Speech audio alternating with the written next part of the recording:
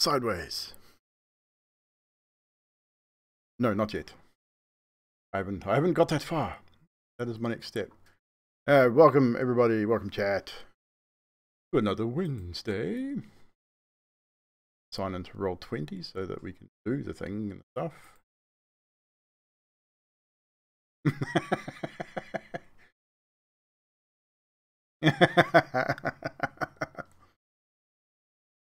It is pretty funny.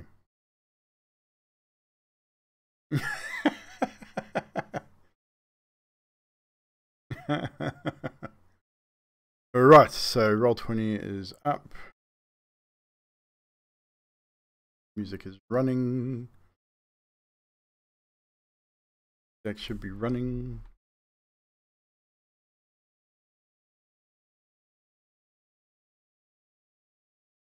Right. Yep, running. Alright, chat. Welcome back to another Wednesday Curse of Strahd, episode 30. So, obviously we missed out on Sunday night because we had people away and people sick, so Sunday night was not there. So hopefully we're all good for this coming Sunday for Sanctum mini campaign. Just prepare yourselves, it may be the final episode, might be second to last, we're not 100% sure, but we are getting close to the end of that mini campaign, which means for us that we'll be getting closer to our Vampire the Masquerade campaign, which will also be running on Sunday nights on my channel. Any of the players, feel free to stream that on your own channels if you wish. I have no problems with that. It's up to you guys if you want to stream from your perspective. Up to you. So, unless there are any further announcements, which I don't think there is, just quickly, thank you to Trash and Mr. Grimm for hanging out with me on Monday night playing some Diablo 3. I think we were leveled from what, level 1 to 34, I think it was in the end. 30-ish. Playing the main story of Diablo 3. A lot of fun. So we will be doing that again this coming Monday. So next Monday we'll be doing the same thing, carrying on from where we left off, leveling some more characters, which is cool. So we do have a spot for one more person in that group. If you do have a character around the 30s, you want to jump in and join us, feel free to join us next Monday. Nah, just story. It's on Paragon points. Well, I've never completed the story, so I want to just do the straight story.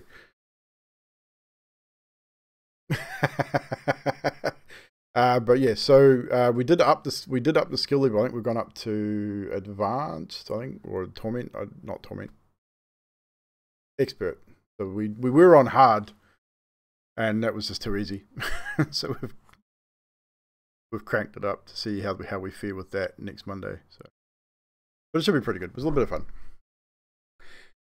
Right, so chat, let's get into the recap for tonight's episode. So last we left off, you had entered the winery. Searching through the building, you discovered druids and twig-like creatures lurking within. Defeating a number of these creatures in the vat room and discovering the dark staves they carried, which had an interesting effect once destroyed on twig creatures within the area. Searching through the upper levels, you found a ledger that had several letters depicting wine deliverings. One in particular stood out, was not a letter but a name of Vistani. The others you assumed related to the Blue Water Inn, which was BW, BV, the Blood on Vine in Barovia, and K. You are looking at map potentially meaning Kresk. And a single S, which seemed to be an older and the oldest of all the deliveries, which you assumed possibly meant Strahd himself. After continuing your search, you found another druid and more of these twig creatures in the print room, and several thunder waves later, a very disheveled room was searched. Another staff was found and destroyed. Eventually, clearing the top floor, you headed to the lower portions of the winery. Once you've found yourselves into an area which looked like it was a bottling area with a blown glass, Zadriel helping herself to a couple of bottles, believing that she would ask later, make sure it was okay. And then you headed downstairs towards the basement area. Emilia remaining upstairs at this point, not feeling very well, it seems. Something had upset her stomach. Drinking some water to try and alleviate this problem only made matters worse. From there, the rest of you moved into the cellar area, discovering several wine racks filled with full bottles of wine, and in the other portion, after spying a bit of movement, you discovered another druid and some more of these twig-like creatures.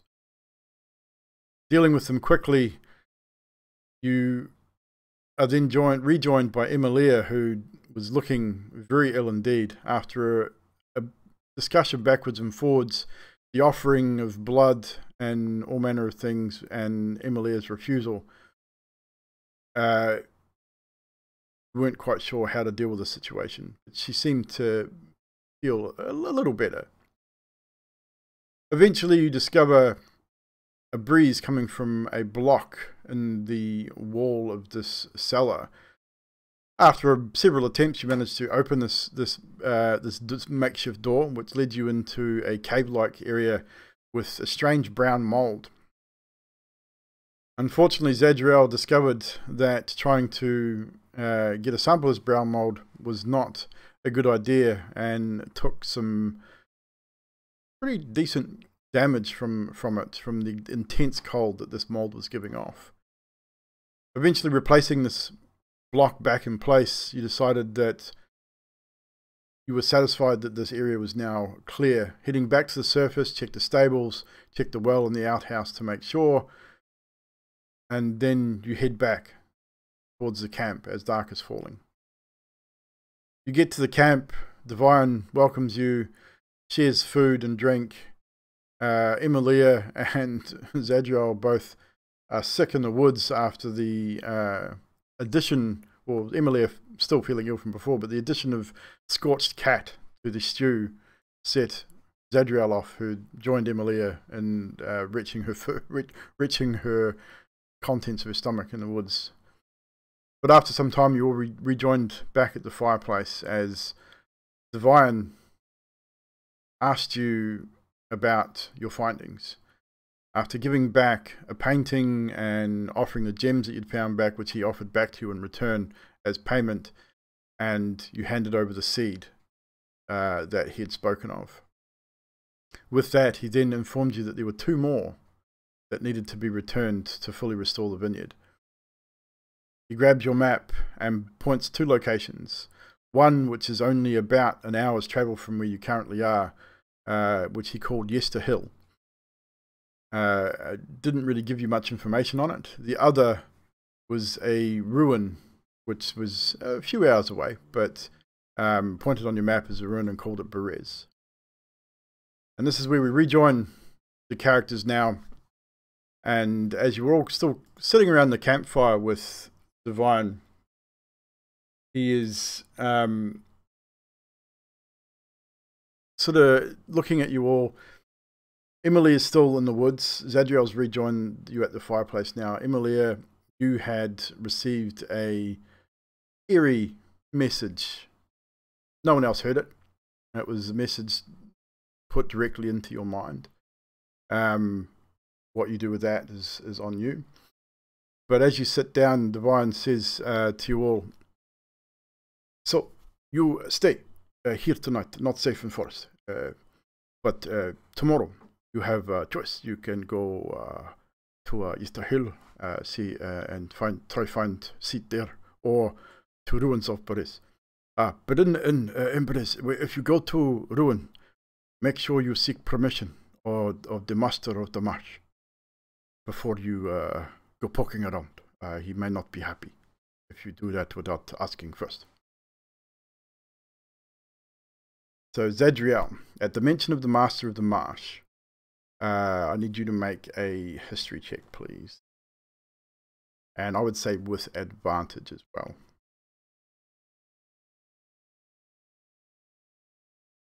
17. So at the mention of the Master of the Marsh, your mind is cast back to your card reading that you received from Madame Ava almost coming up 3 weeks ago now, before you entered these lands. And the words that stuck into your mind were, the Master of the Marsh knows of whom I speak. The card that was drawn was the Enchanter, and the card that she referred to, she called it, this is a card of power and strength. It tells of a weapon of vengeance, a sword of sunlight. And that was pretty much what you recall from that.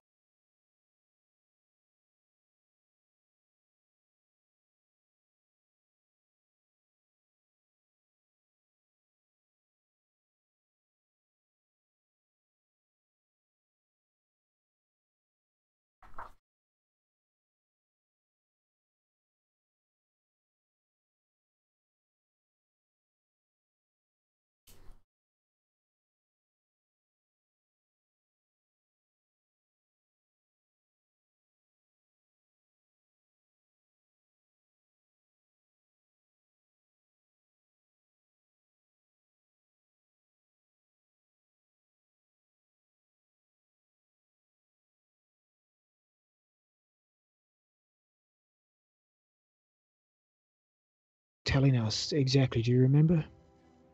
Where is he exactly? That's probably a better one.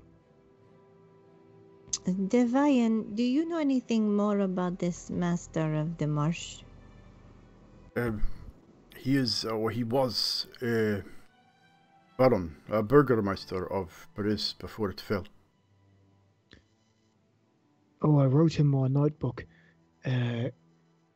It's weapon of vengeance, sunlight sword. Some sort of enchantment or enchanter. Sunlight sword. I wonder if they do a honey mead sword. That would be kind of nice, right? You don't eat swords. No, People- but it'd be good if a sword would pour honey mead from its handle indefinitely, right? Only if you're an alcoholic. Yeah, that's right. Phoebe, doesn't that diary you have, the journal, doesn't that mention a sword in it, I think? Pull it out and start flicking through it. I honestly can't remember whether it mentioned the sword or not. I don't think it did. Did when Cam read it, I think something about. It's possible. I have to relook. I think it's actually in the Skype, isn't it? Yeah, it'll be linked in the Skype. There's something.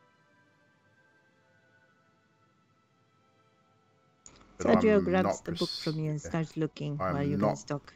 Not entirely sure whether it mentioned unsword. I think it did actually. No, it did. Mentioned that was the only thing it was afraid of. That Strahd was afraid of.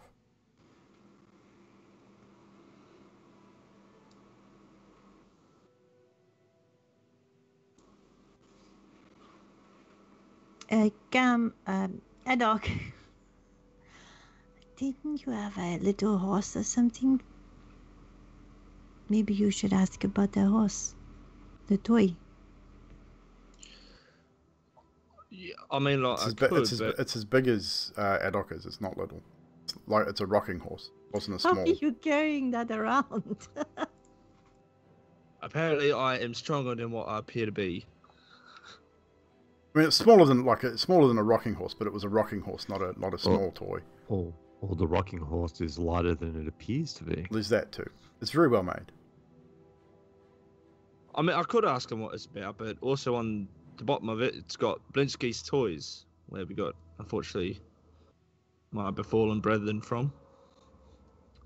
So I was just going to go there and ask him about it. Are you talking about my grandson's rocking horse, by any chance?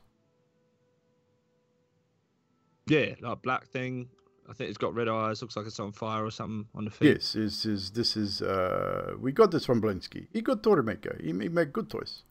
It is depicting Strahd's horse.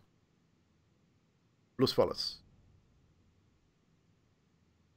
Yeah, right. The horse of Strahd. Well, no one has ever seen it, but this is Blinsky's rendition of it. But No one's ever seen everyone has heard of this horse and its capabilities. Sorry, what was that horse's name again? Blusvalis. And Brosvalis. what's its abilities? It travels through ethereal means, through the ethereal plane. He can travel anywhere within Barovia. Maybe he could take us home. How? He could be here right now. We would never know. It's Barovia. It's not home. Well, I mean, if he could travel to other places, maybe. No. It can only travel around Barovia. Strahd is cursed. He is cursed to spend the rest of his days here, as we are. Can I talk to one of your feathered brethren? I have a favor I will pay a lot of money for, but I don't want the little person here to know. So want me to know about what? My gastrointestinal disease I'm having right now. I have to talk to him, and I pull Davayan aside. Realize I'm not on your back, yeah? You're now being turfed out on your ear by the sound I of it. tossed out a Acrobatics check to see if you land on your feet. No, kidding. Alright. and his horse. So you've been turfed out of the backpack. I got a 14. Yeah, you're okay. No damage. You land awkwardly, but you're fine. So you pull the vine aside. He agrees.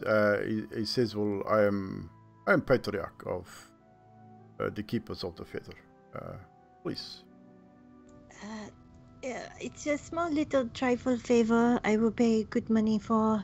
You see, and I pull out this little burnt, charred stuffed bear leg.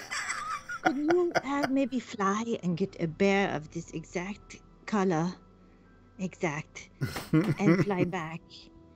And I will pay you. We probably will be traveling, but I have 100 gold, and I'll give you some. He gives you a really sort of puzzling look, and sort of says, 100 gold to fetch a beer. Maybe 20 gold. It's very important. It's for the morale of the party, and Roll a persuasion check. I'd say with advantage. He's not like. Oh. I mean, That's not good. he sees you relatively. 16. 16. He says, "Leave it with me. I will send one of my sons. You'll let me know in the morning which direction you'll be traveling, whether you go to Yester Hill or to Paris, and I will make sure the beer reaches you. No need for payment. We do this. You help us, we help you." All right. I appreciate it, and I pat him on the shoulder, and I go back to the group. And he makes his way back over to the campfire, sits down. Adrian comes and stokes the fire up a little bit and says, "Father, we've checked perimeter. It seems to be safe. But I will scout, and some of the other ravens will attend and keep watch." One says, "Thank you, Adrian. Good boy." So, with that, Devian then says to you all, "Well, I must be getting my rest. Please, camp, stay here near to fire. Do not wander off at night. The forest is not safe. The ravens will keep watch. Feel free to take your rest." And he gets up slowly. You can see he's old. He gets up and gets on his walking stick and makes his way slowly over to the covered wagon where he climbs inside. Just before he gets to the wagon, as I've watched him slowly walk over, Alex going to yell out, "Oh, excuse me, can I ask you a question real quick, though? You mind coming back?" He just turns and looks at you and says from where he is, he's not going to turn more back. He says, yes. Now, you've got something really cold down in the winery. See, one of us touched it. The one over there with the huge hammer. It hurt a lot. My cannon shot fire at it, and it exploded back. Like, what is that? Can I get some? We are not sure what mold is, but we know it keep wine cold. Dangerous. Not go there. Has anyone ever flown into the scene? How far down it goes or something? Yes, one raven went inside. Never saw him. All right. Well, no worries. Have a good rest. So, sleep well. And with that, he makes his way slowly into the climbing up onto the cart and wagon. Zadriel, inspiration from Grim. So with that, you are now left to your own devices. Looking around up the trees, you can see a number of ravens in the trees that have been told that they are going to keep watch evenings. So you guys, it's not late, so you can talk amongst yourselves before you decide to bed down for the evening. The rain has stopped. The ground is a little damp, but it's where you are in the trees, it's fairly well sheltered.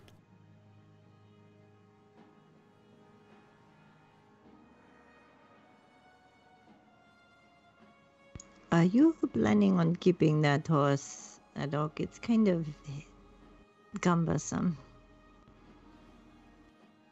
I mean, I was thinking about maybe, Mr. Stibb, maybe we could use this to turn it into some sort of automatic firing cannon thing that walks by itself, maybe. You could use it as a mount instead of me. Maybe I could turn it into a cannon, because my other one exploded. That's a... You know what, that's a good idea, Mr. Stibb. Do you reckon you could help me turn this into a cannon? It's a rocking horse. Yeah, right, but if we hollow it out, yeah, and we put some things in it, make sure that it can withstand and reinforce it enough that it can withstand magical pressure, like fire and all sorts of whatever, we could potentially turn this into a cannon. What, you want to shoot it at its ass? Yes, which end does the cannonball go out of? I could use its ass, or I could use its face. I mean, I could use both ends if I want to. Well, if you use both ends, it'd probably be a little bit on the dangerous side. I was going to say, one end could be for fire, the other end could be just for force. How about we use the arse end for the force, and then we use the front of it for the fire? There we go. What you reckon? Or how about you just redesign it all again and not use the horse? Because, you know, it's a rocking horse. So it's going to fire and probably flip over on itself. I think. Potentially. Look, you raise a valid point, but I'm not going to give up on this idea. I'm going to think it through, take the whole night, and if I can come up with a solution, I will. You're more than welcome to try. I think I will. I think that's what I'm going to do. Alex is then just going to pick up the horse and drag it off into the distance and start inspecting it. I'm just going to yell out to him. The teddy bear was a better idea. You can yell back, yeah, well, Mr. Sticks is dead now. Thanks for bringing that up. Carlos leans over to Fibbles to me and goes, "What is he doing with that horse?" Apparently he wants to force it to destroy things out its ass or mouth. I don't think we should let him have any more of those, little pies that he carries around. He's got none of them left, has he? I think he's gone with those. We should really empty out his bag and throw away all the junk. Yeah. He's not quite right in the head there. I think we need to keep an eye on him. Well, we're not all right in the head, really. Are we? Yeah, I guess you're right. And Carlos looks around at Amelia and then Scathus. So, what is Amelia, Scathus, and Zadriel doing?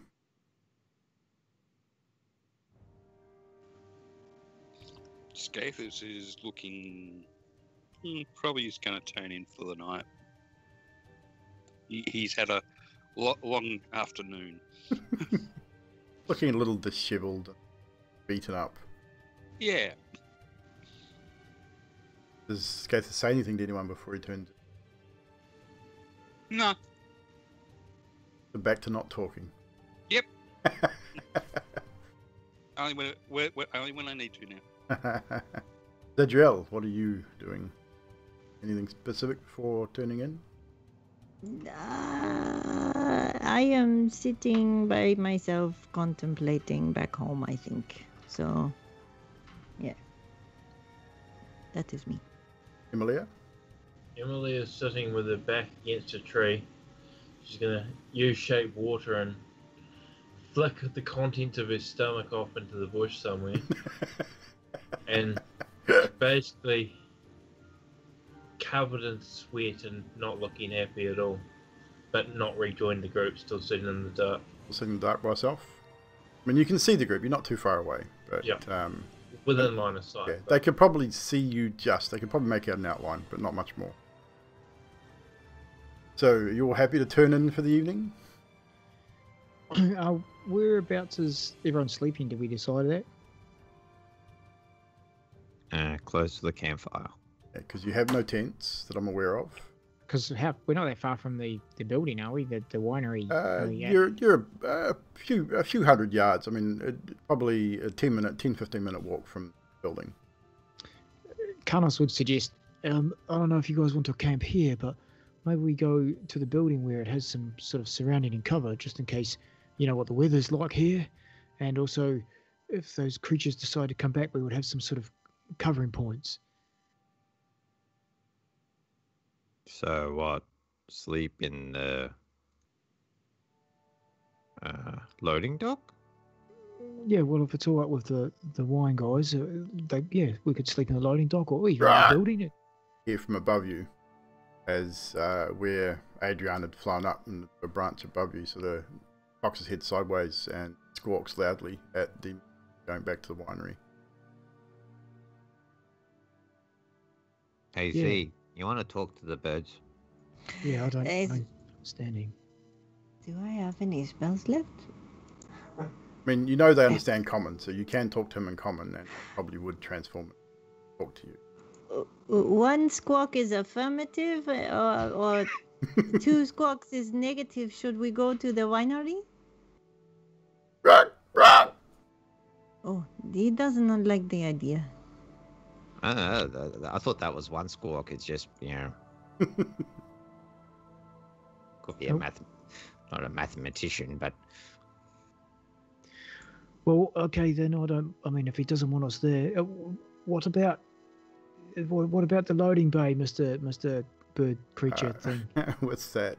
The raven flies down, lands by the fire, and you watch as his form changes and shifts. Reaper with 5 gifted subs, dude. Thank you very much. His form transforms, and before you, he then stands sort of in a crouch position, stands up, and standing before you is Adrian. Best to stay with camp. We have many were-ravens looking out for you and for us. The winery probably still not safe yet. Not until we retrieve stones. We would prefer if you stay here. We can keep an eye on you. You are safe. You'll be fine. Right. We are capable fighters if we need to be. Many of the others have returned. That sounds like a great idea. We trust you completely. I'll take first watch.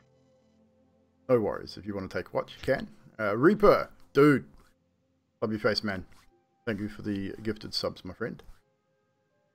So, with that, watch as Adrian crashes back down and reforms into a raven and takes flight once more back up into the branches. So, Karnos, you've said that you still wish to take a watch, regardless. Are you going to convince anyone else to take a watch in succession, or are you willing to just do it on your own? I'm actually going to say to... I'll do it right now. Mr. Stubb, can I convince you to at least take a partial watch with me? I have something I wish to chat with you about. Okay. Got something to fix, maybe. Yeah, I need to sharpen Holy my axe, crap, but Reaper. yeah, if you're willing to just hang out, even if you sleep for a few hours and I'll wake you up partway through. So, no, it's up to you. I know these ravens are nice, but I just want to make sure our compadres are safe and sound. I can cast alarm on us, and that way we know we're safe. Yes. Yes, it's safe until someone's about like 10 meters away, right? My hype's not working. It's within 20 feet.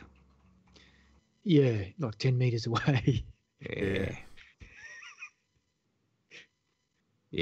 Not a lot of room, but yeah. Yeah. Nothing. That's true. I'm not discrediting it at all. I just think, it'd be good I'd like to keep a watch. But I just want to ask you some questions. Even if you don't mind, just give me an hour of your time. Yeah, and then I'll go to bed. Just sounds fair. Yeah, that will work. Right. Reaper, what's up? Dropping 10 gifted subs. Dude, you're awesome. And I just need to check my hype settings. It's saying it's on cooldown, but it's definitely user cooldown 0, global cooldown 0. I wonder if that's Twitch doing that, having cooldown. Let's put a 1 second cooldown. Happens.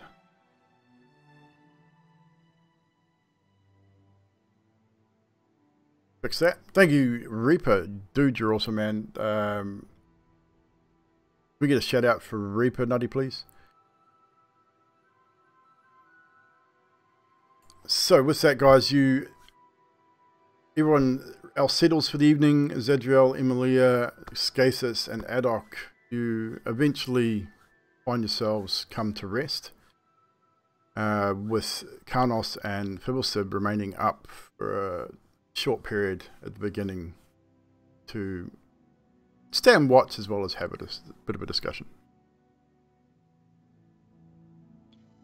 So yeah, we'll sit down. Well, Karnos will sit in front of the fireplace, sharpening the blade ends of his axe, and he'll be saying to Mr. Stubb, you mentioned a while ago about, having an attempt at fixing my legs, my hips. What was your thoughts on that? Well, there's a couple of methods we could do. We could make up a stint that would, over time, correct the healing that you did. Because your body's off kilter now, so it would, I don't know, correct over time. Or we could go with a little bit more severe method, which is we break your legs and your hips and everything, and then through the awesomeness of me, we fix you. But that one could go bad too. It could inadvertently kill you. Karnos opens his glass and takes 2 big drinks. I'm not. When I was damaged the first time, that hurt a lot. I'm not sure I'm open to being damaged like that again. That is an extremely painful experience, which I wish to put no one through. Probably actually be even worse, because we would have to break even more. Because, we don't know exactly where the breakage is. So we have to, we'll have to shatter both hips, dislocate your legs and move some vertebrae around. And you can stop now. Man, I had my hips pretty much what I think to be shattered. It's a mess down there, Mr. Stubb. It's a mess. The scarring, the the way it moves, it is very not so good. Yeah, I definitely don't want to go through that. Is there? I mean, surely there's a better way. Maybe the first way. The first way would work, but it would take a lot longer. And a little bit of dislocation would actually probably assist in better healing. I mean, I got fairly dislocated when the tower thing happened not that long back. Maybe we wait for another chance like that. I mean, I in my life, I have had a lot of damaging effects. Yeah. There were times where I was getting teleported from here to there to everywhere, and I was getting crazy things were happening to me anyway.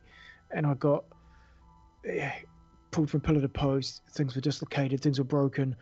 I was within an inch of my life sometimes. I mean, I can handle that if it's already happened. Maybe if we get beat up by some of these tree people and I'm looking worse for wear, you could do it then. But I don't know if it's a good idea to do something that drastic in the middle of our current endeavor.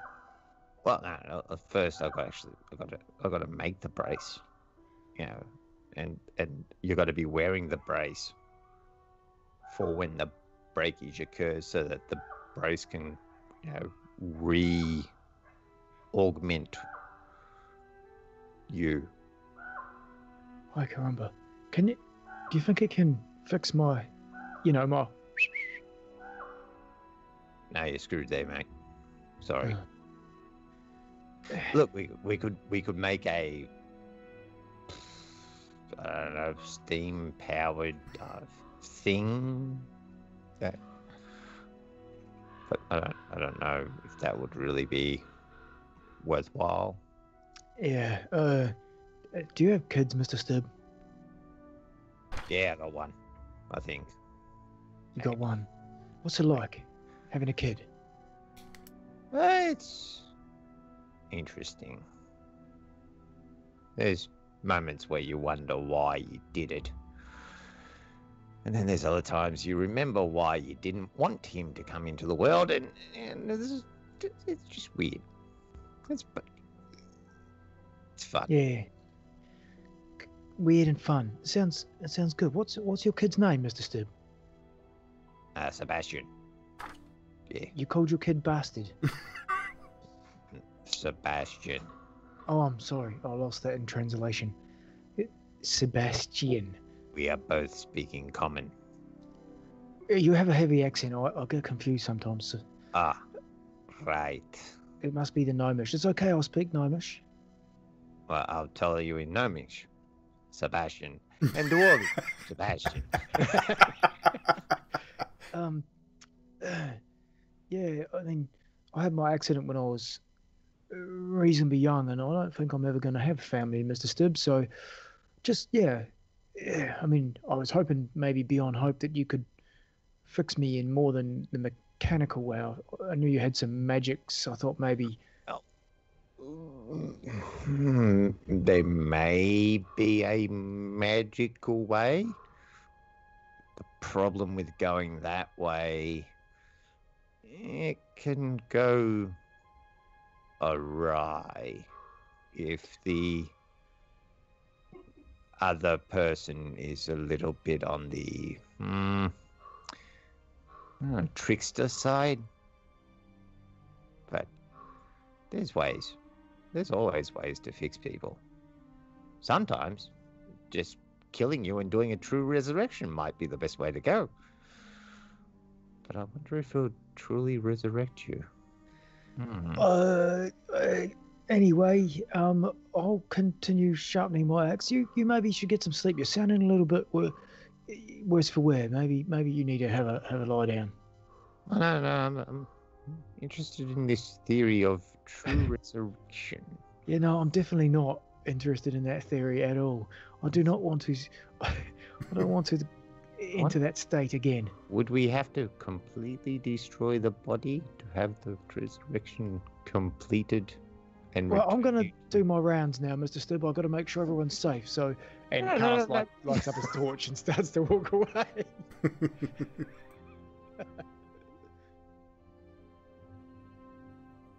I'm just going to be sitting there muttering, it's just complete destruction. Nothing remains. Turn back time. And yeah, Carlos is doing scout around now, and that will be it. He's had enough of the true resurrection talk. All right. So with that, do your rounds. Roll a perception check for me, Mr. Carlos. And as you're on probably the outskirts of this dim fire, would probably be a disadvantage to darkness. I did say I lit up a torch. I did torch. Okay. Yep. Just a straight roll. Straight roll. What's up, JJ? 12. 12. With a 12, you do a wide perimeter of the camp area, and you hear the ravens in the trees. You know they're up there. You hear the occasional distant wolf howl, which is you've become accustomed to now. It doesn't really faze you too much. The almost 3 weeks that you've been here in Barovia, the sounds of wolves in the night is commonplace. But apart from that, you don't really notice anything else. Everything seems pretty much okay. Sweet. After I do my rounds, I come back and I know no one volunteered, but I tap Skathis awake for his watch. So Skathis, do it. Skathis.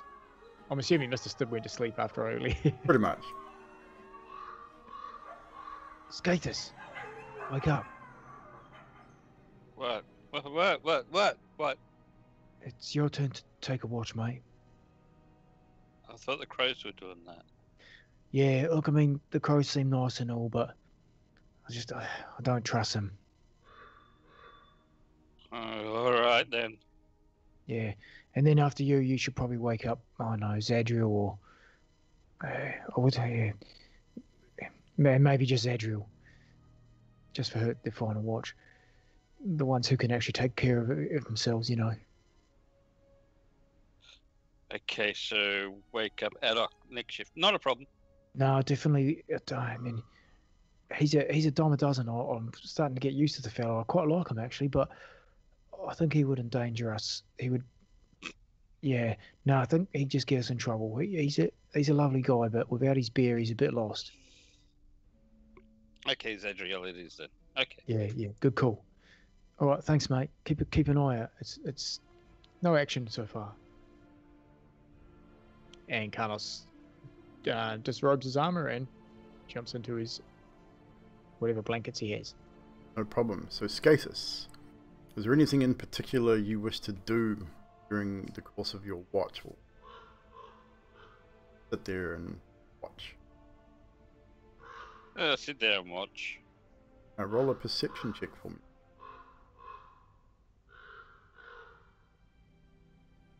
17. 17. Well, the 17, as you sit there, keeping the fire stoked but not roaring, enough to keep the warmth sort of emanating. You watch as your friends, some of them sleeping a little more restlessly than others, but they all sleep. You eventually, again, much the same thing. It's uneventful. The crows in the trees above you can hear them sort of flittering from tree to tree, and apart from that, nothing really happens during the course of the next couple or 3 hours. Your watch goes relatively uneventful. Do you decide to wake someone up, or do you just go to... Best wake someone up, otherwise I'll get in trouble if I don't. It's up to you. What do you do? What you think Skathis would do? Yeah, I'll go wake Zadriel up. Okay. Are you gently? Gently. What? This guy's what is it? Your watch. Me sleep now. I didn't sign up for a watch. Emily, you're not around. Addock got I- people. I'll get up. And I put my armor on and I check on Emily. She still looks sweating and things like that. She seems restless. She's sleeping, but she's definitely not sleeping soundly. Still a bit of a sweat on the brow, but nothing too serious by the look.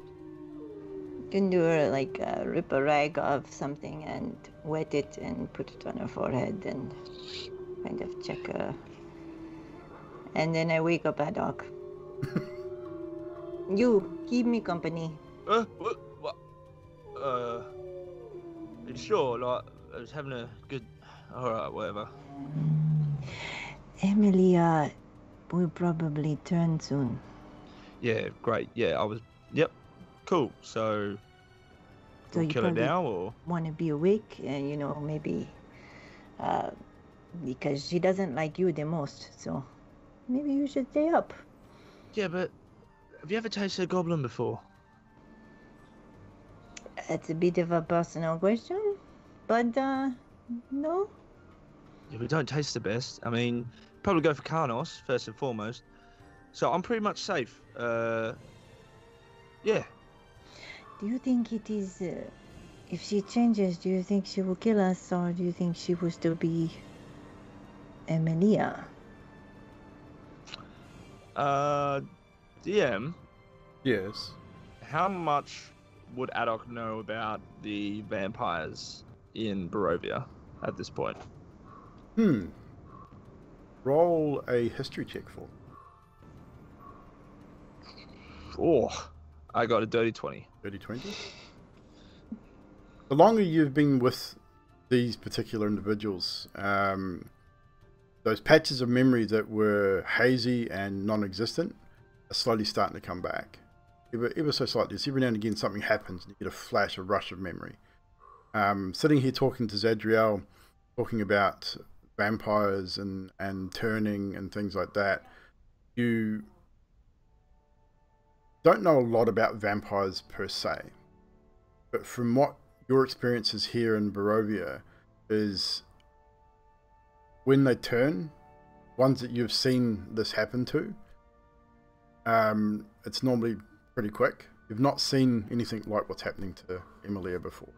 You've seen a vampire spawn being created, and it seems that they die, they get buried, and within a day or two they rise, and they have no real intelligence per se. They're very bestial, very primal in nature.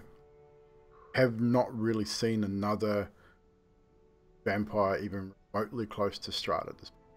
Not with that level of intelligence or cognitive. Addock's going to look around, make sure that, maybe if there's any prying ears, and then kind of lean into Zadriel to whisper.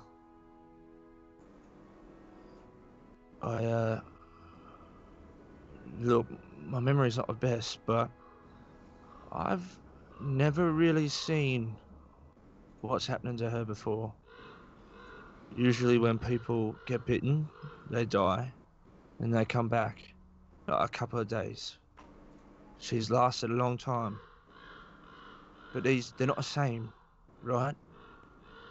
They're mindless. Like ferocious. When we came here, we got a card reading from I keep thinking Vasily, but it starts with a V. I don't remember. They can, maybe we should find them and get a reading about Emilia. I mean, the Vistani? Yeah, they're Vistani. Yeah, there's a village outside of Valakar. Encampment. Is that on the way? Yeah. Well, no, it's a little bit a different direction. We got to head back. I told you about that, didn't I? Or did I dream that?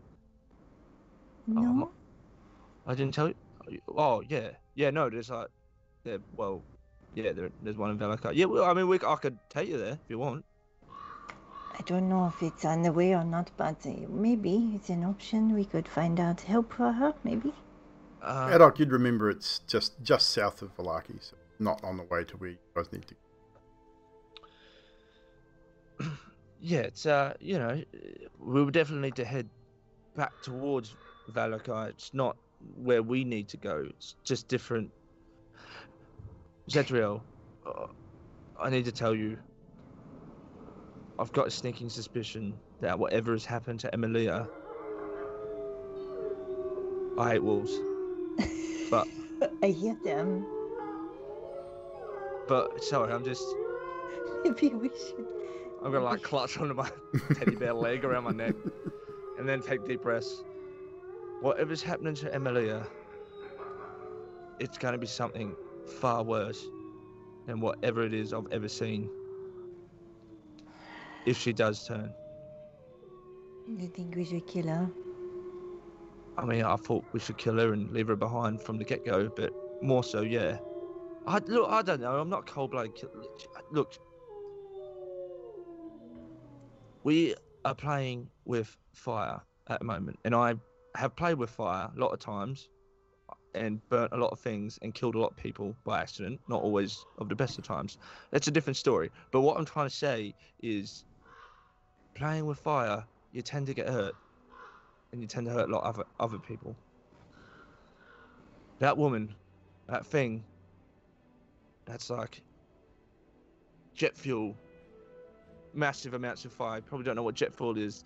I don't know what jet fuel is. It's something. To come out of a bird? It's just really combustible, sort of flammable things. It's bad, really bad. She's bad. What I'm trying to say is she's bad. I don't know what I'm saying, but we should probably maybe not kill her, just leave her behind or something if we can't fix her. She hasn't done anything for us, Adriel. Look at her, like she's innocent. She's healed us. No, she hasn't. She has tried. What do you mean innocent? She's tried to frame us and write bad shit about us, and that happened like yesterday, a couple of days ago. It wasn't that long ago. She turned into a horse whilst you were carrying her and tried to squish you. You not remember? Just leave her behind. Just tie her up to a tree and run off. Go to sleep, dog. Well, I can't sleep now. Now I'm all worked up. Thank you. You're welcome. And give me the bear leg. It's my bear leg. I've got to work on my ritual to resurrect Mr. Steeks. What happened to the other bit that you had? What other bear? Oh, Yeah, the other bit. Because I was collecting it. You said to keep it. do you want it to have one leg? I have to have the whole bear. You want it to be like Carnos as a bear? They need all the parts. Yeah, all right. No one wants to be like Carnos, do they? I'm going to hand over the bear leg. And we keep talking to the night until... Are we the last watch? No, you would need to be one more watch. So it would be up to you whether you decided to wake someone or not. Completely up to you. Nothing's happened. There's been apart from the wolves in the distance, the crows in the trees, your watch has gone without. And it's up to you whether you decide to wake someone for that final watch or just go to sleep. Put your trust in the ravens. Emilia does not look so good, so I will let He's very her rest. restless. Yeah, and I will put my trust in the ravens. Okay. So you re-doff your armor, and Haddock, you also do the same. You guys bed down for the remainder of the evening. It is a wee more hours of the morning. It's still dark. Adriel, as you drift off to sleep, you think that you're asleep. You feel asleep. I mean, you feel like you're drifting away. Then a noise disturbs you, just off to the right of where you're sleeping. You sit up, you turn, you look around, and don't see any of your friends. They're not by the campfire where they should be. You look around, the covered wagon where Divine had retired, no longer there. You look around, look up at the trees. It's still dark. You can't see the ravens in the branches like they were dead. Just, I mean, only minutes ago it seems. Then the mist starts to form, hanging thick in the trees. Starts rolling in and closing in around you. Stand, looking around, almost in a panic, not quite, just wondering what's happening. You reach down your hammer and your shield. They're not there. Your armor's not there. Now you start to panic a little bit. Can I get you to roll a perception check, please?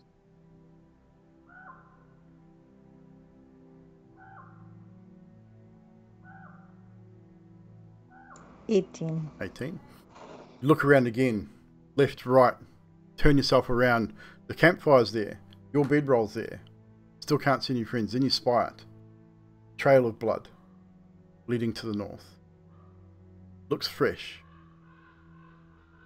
Steaming in the night, the coolness of the night.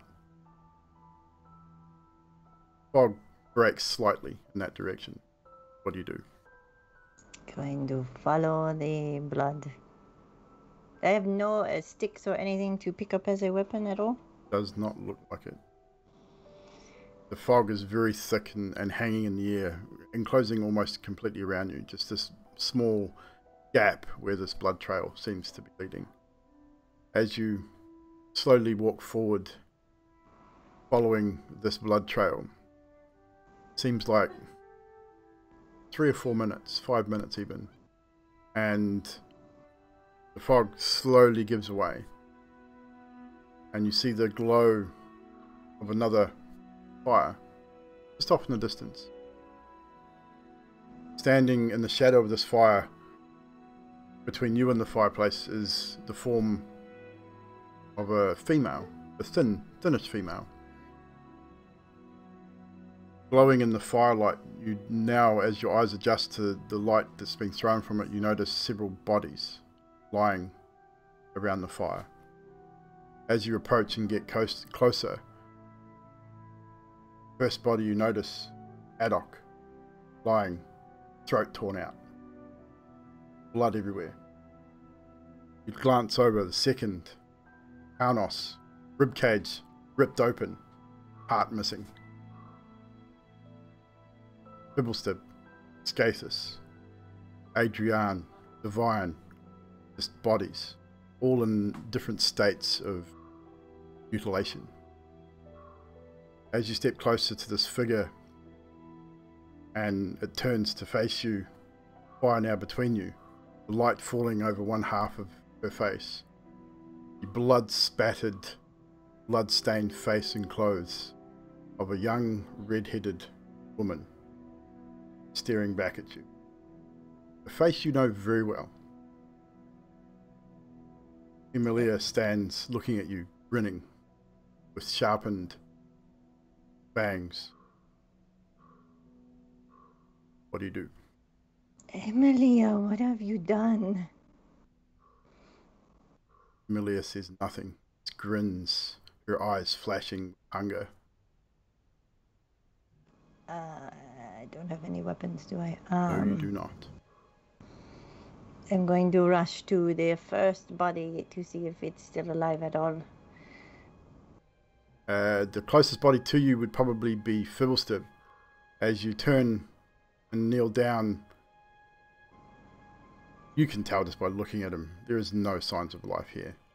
His face and neck have been torn open. His ribs are exposed. I'm going to rush at Emilia in the dream. You're going to stand and turn and rush at Emilia. Stand, your anger and frustration building within you, and you charge at Emilia. She sees you charging, and the grin only gets wider, and she raises her hands, claws out, seemingly waiting for you. But as you hit her, you stumble and fall, roll forward. And as you gather yourself and stand back up again to turn and see what happened, the mist has formed tightly around you once more. The scene vanished into the night. Then a shadow steps forward, slowly out of the mist. And standing before you is another familiar face. Strahd von Zarevich, master of these nights.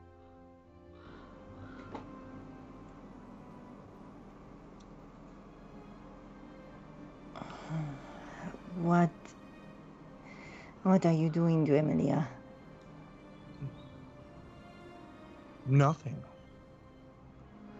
You know, you take something from me. I take something from you.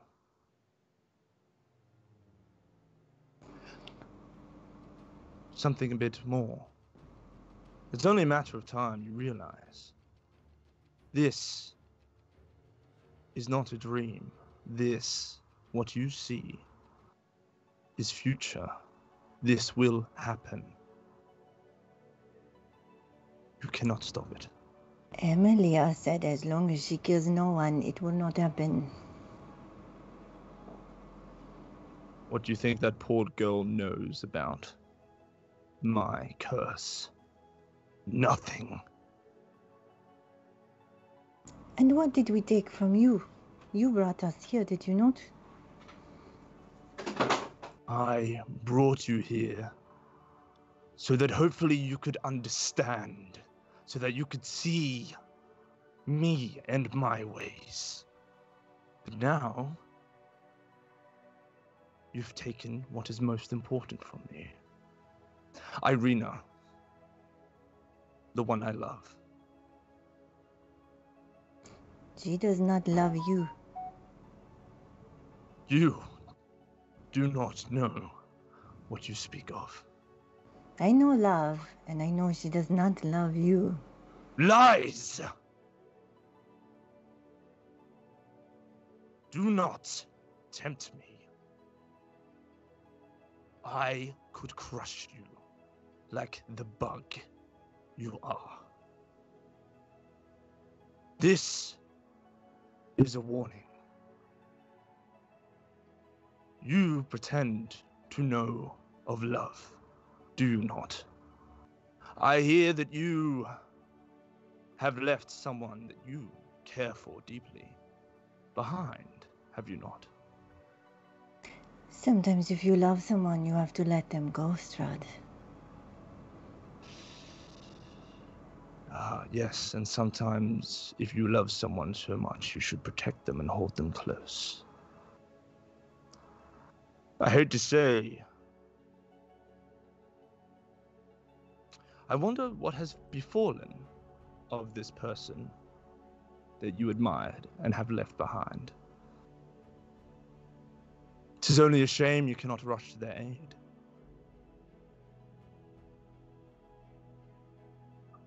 What do you want me to do? Join me. Join my side. Renounce your deity, whatever it is that you worship, and take arms with me.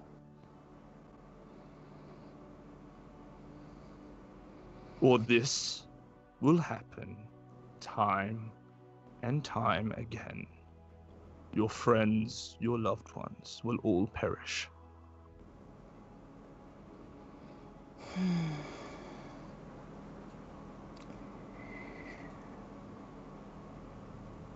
Surely that's not bringing happiness now, is it? Joy. The thing about a single bug is easy to squash, but a whole infestation might be a problem for you, Strahd. There's more than one of us. He leans in real close. Jet black eyes. And then he just whispers, "Not for long." And as he backs away, the mists start to form. And as he fades away, I will say I will think on it. As the mist forms once again, thickens around you, and Strahd fades into the blackness, you wake, sitting bolt upright in your bedroll, sweat pouring down your face. Look around quickly to see if your friends are still there. You see, sleeping near to the fire, Skathis, Karnos, Sybil, Adok, off in the distance. They're all where you left them. your hammer, your shield, your armor, where you left it. Breathe heavy for a few moments, contemplating what you just experienced. And eventually you do find rest again. You all gain the benefits of a long rest. And I think that's where we'll take our break before before you wake in the morning and continue your journey. So we're going to take a short break, ladies and gentlemen. Firstly, before we do though, I just have to thank Reaper of War for the raid and for the 10 gifted subs. Dude, you rock. That was awesome. Thank you so much. And Rohan of League for the follow as well. Thank you guys. But we'll be back momentarily with the rest of the campaign. See you shortly.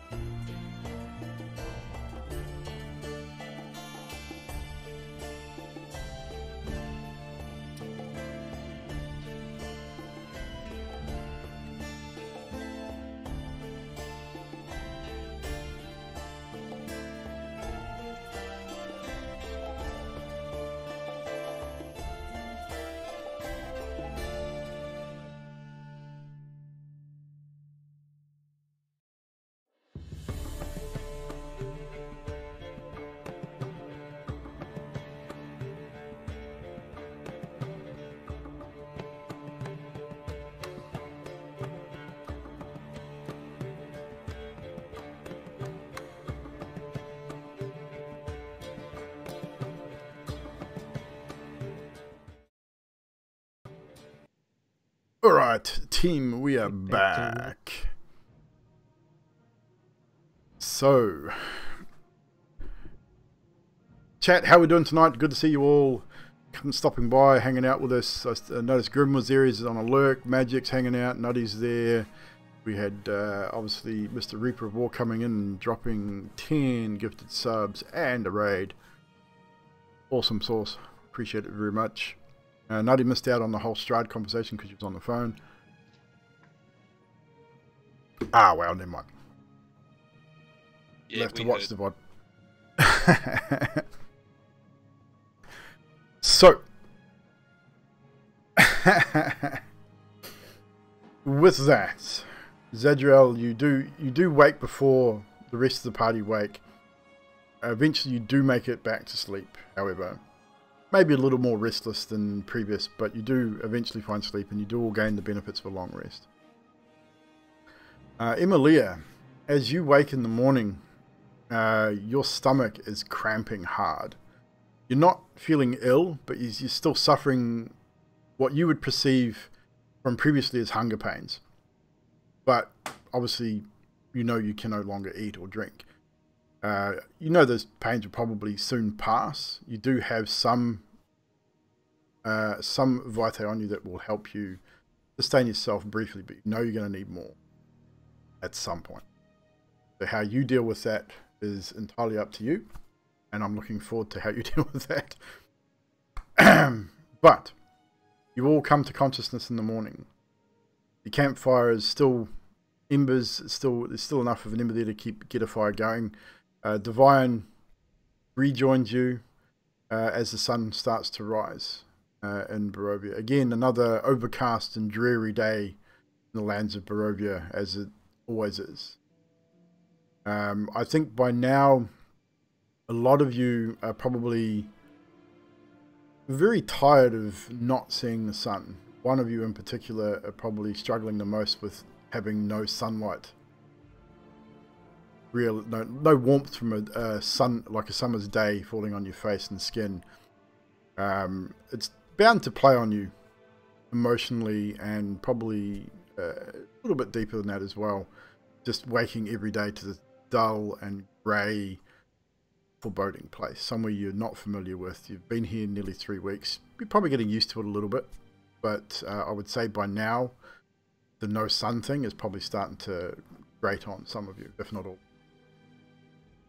One of you, however, is probably feeling a lot more grateful that there's no sun, and it is dim and dreary a lot of the time.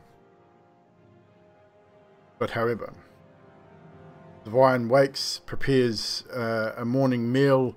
It's like an oatmeal of sorts, something made with oats or wheat, and fresh coffee.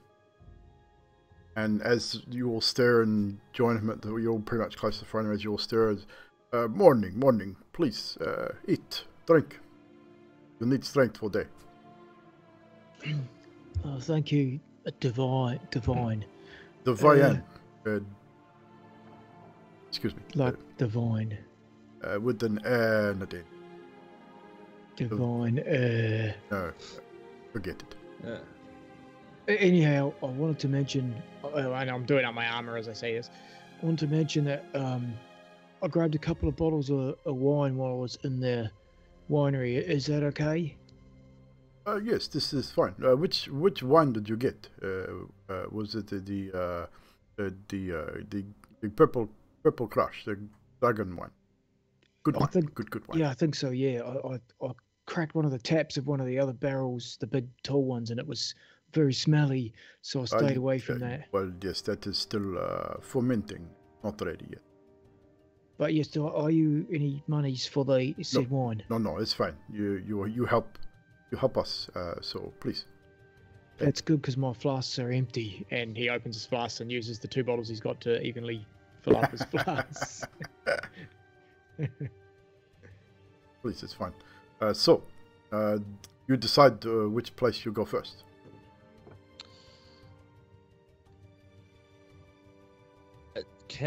As we're all gathering around, can Adok just quickly scoff his food and then run back to the wooden horse and start dismantling it with his woodcarver's tools? Just like soaring into it and shit like that? Sure. Okay, that's all I'm doing. But yeah. But, however, as you lift your saw and attempt start soaring into the horse's head, you feel a hand on your shoulder, and it is Adrian. He says, "Excuse me. I do believe that this does not belong to you. This belonged to my nephew. May I have it back?" I mean, you could, but if you look at the wood grain and the workmanship actually in this particular rocking horse, it's quite fragile, and at any point it could splinter and break and hurt your nephew. So what I'm trying to do at the moment is actually pull it apart and therefore fix it, reinforce it in a certain way. It may take some time, but I'm about to do that free of charge for you. It used to be mine. It is not broken in 30 years. Yeah, Sure, but it is fine. Oh yeah, but you see, the winery was overrun by all those little leafy things, and they got into it, and you should have seen what one of it was doing to the rear end. Roll a deception.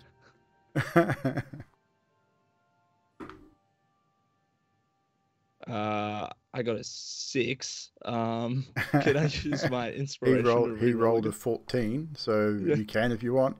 I definitely will. I don't think did your inspiration re-roll, or is it plus D10?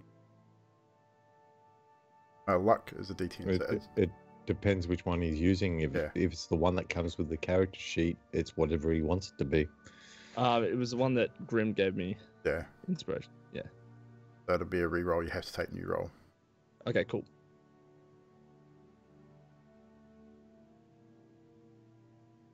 Still didn't work. 11. No, unfortunately, yeah. So, this work.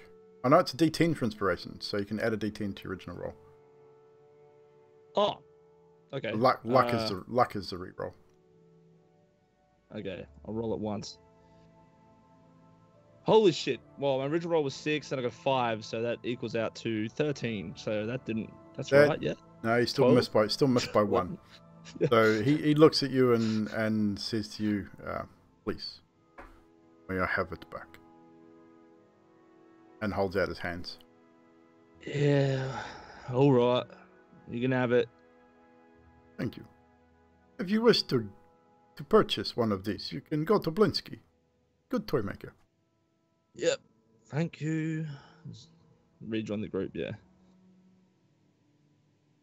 So, again, Divine has asked if you have decided on which way you're wishing to travel today. I recommend we go the shortest one first. So he did tell you that Yester Hill is closest to you. It's about an hour's travel, and it's along the same dirt road that leads from the vineyard. And the ruins of Berez would have to travel almost all the way back to Valaki and travel south, which works out at about 6 or 7 hours travel from.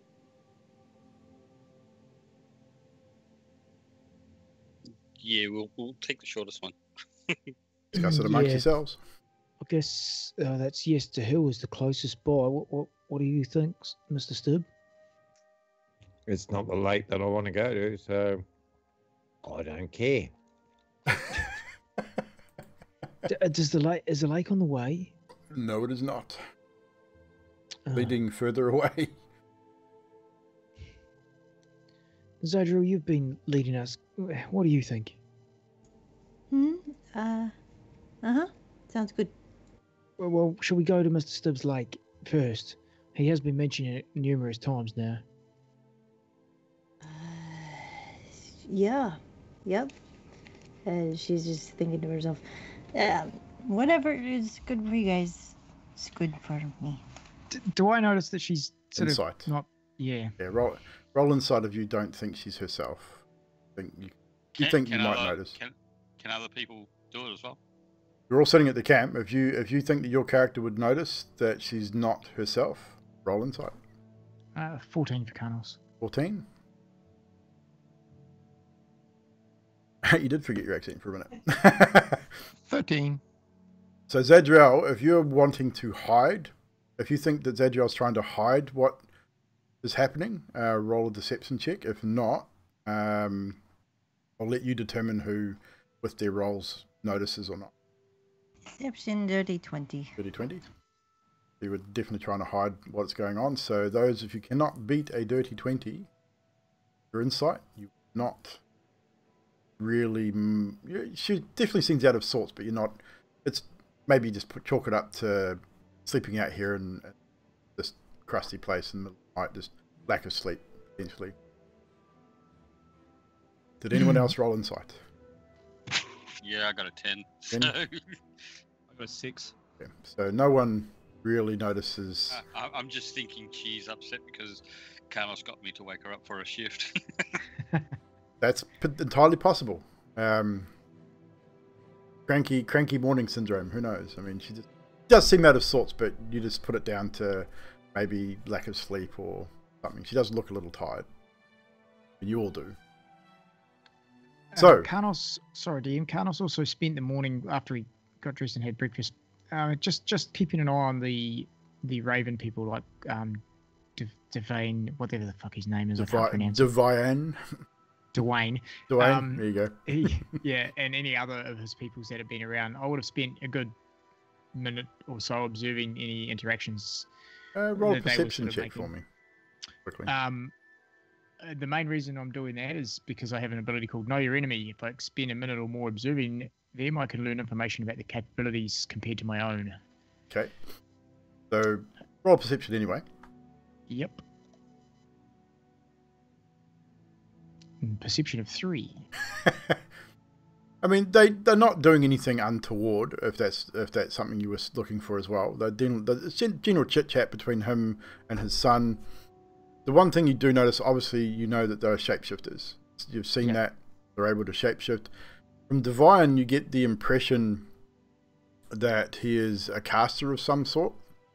He definitely has arcane abilities. You've seen that with the Identify on the staff. Even with his age, you get the impression he's probably reasonably capable in a fray, even though he is definitely a lot older now, and he would be no good in a hand-to-hand fisticuff type of fight. He would definitely struggle there. But as far as casting, he's reasonably experienced. His son, and a few of the others that are around, you get the impression that obviously they're young, probably a little bit trigger happy on some respects, but they all have this innate ability, arcane ability about them, arcane sort of feel about them. So, I mean, you would get the impression from what you know of Emilia that they have similar abilities to her, and similar abilities to the Druids that you've... What I was hoping to compare was, it states here, I can compare strength, dex, con, armor class, and total class level. So really I'm just looking for class level. So like Divine would be definitely a lot more experienced than you. So he would be, comparing what's at class level, probably... A lot more is fine. Yeah, he'd be a few levels higher. Adrian, you get the sense he's probably very similar in skill to you and the rest of your party. And some of the others vary in skill from sort of novice to expert. And there's a very wide range of skilled individuals in the group. Cool, that's all I Divine need. definitely being the most skilled, without a doubt. Excellent. And you get a sense that they're true to their word too. Like Divine, whenever he's spoken to you, he seems sincere and on the level with it at this point. Yeah, good as guy. Yeah, not that I didn't trust them. I was just trying to figure them out, so that's fine. That's cool. So with that, are you all agreed that Yester Hill would be your best bet, or you were discussing Fibblestib and possibly going to the lake? You want to carry on down that train of thought?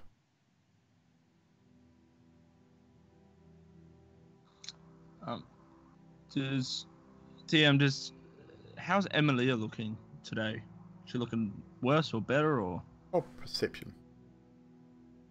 But to show you the map, you guys are here at the vineyard. Yester Hill is right here, about an hour away. Perez is here, and we're here south of Balaki, and the area in which Fibble's gems are in the north of Valaki, at the top end of this. So, looking at the map, Mr. Stibb, we might be better off tracking to Yester Hill first, then maybe catching your lake before we head the other way. Is that how I said? I show sort of Phil Stibb the map and I'm pointing to where. Yeah, it works for me. Let's do it. Let's go. Come on. And let's Adolf, go. what was your Come on. roll? Everyone happy? I got a 2. I mean, everyone looks tired. Everyone looks tired. She's definitely a little paler than usual. Apart from that, Carlos starts leading the group as he goes, all right, sounds like everyone agrees. And he rolls the map up and starts walking towards Yester Hill. So, with that, you bid your farewells to Devian, Adrian, and the rest of the ravens that have gathered there that morning, and head back into the Slavich Woods. Over the course of the next hour of travel, I need someone to roll a D24.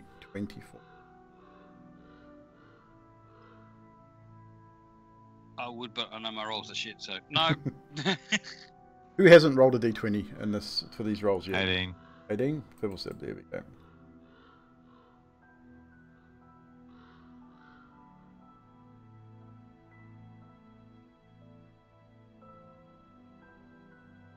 Dogs.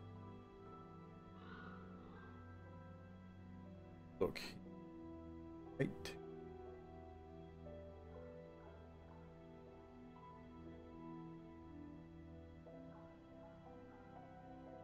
As you're walking this narrow track, again, it's not really a road, it's more of a foot track. There's been, as many people have sort of walked through the forest and created a bit of a natural path. The trees on either side are tall and the canopy is thick, so it is, again, a lot darker even though it's morning. It almost seems like almost leading into early evening. It's gotten that dim with the trees being closed in as much as they are. Again, about 30 minutes into your journey, Skathis, with your passive perception, you'd be the first to notice it. A lone raven just perched in one of the trees along your path. Just sitting there, looking, watching. And as you grow closer, looks like it's holding something.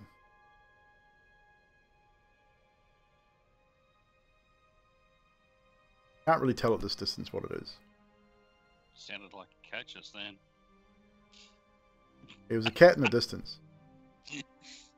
I'll go up to the raven. It's quite high in the trees. Like, you can see it's got something. You can't really determine what it is. It seems to be carrying something in its claws. Did you say anything to the group, or you just... I mean, you're all travelling together, I would imagine. Zedriel, do you still have that speak with animals thingy that you do? Yes. Well, see that raven up there? It looks like it's holding something. Oh, yep, that's for me. Hold on. And I walk up to the raven. Hello. Strahd! Tilts its head and then takes flight. Flies around in a semicircle, flies lower, and then flies pretty much directly at you, Zadriel. Just before it almost looks like it's going to hit you in the face. It comes in real low, real fast, and then swoops up and just drops this thing, this bundle. It's wrapped in something. You can't see what it is. It's like almost like a small satchel of sorts, and it drops right into your hands as it takes off and disappears into the trees. I I keep walking, but kind of behind everyone else, and try to unwrap it without anyone noticing. Sleight of hand.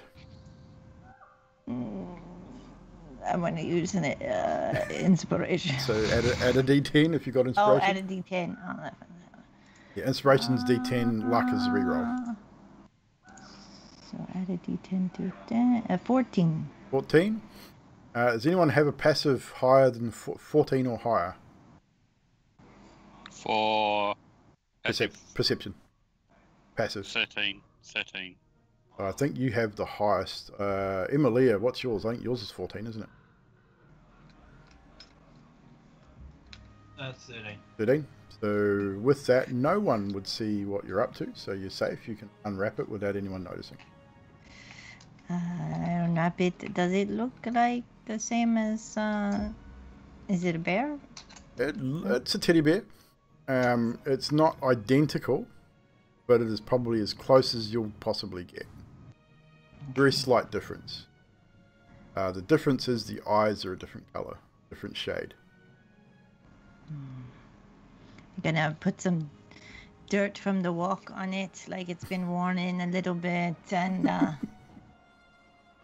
be like, oh, thank you, DM, for everything you have given us, and the ritual is complete. And I produced a bear.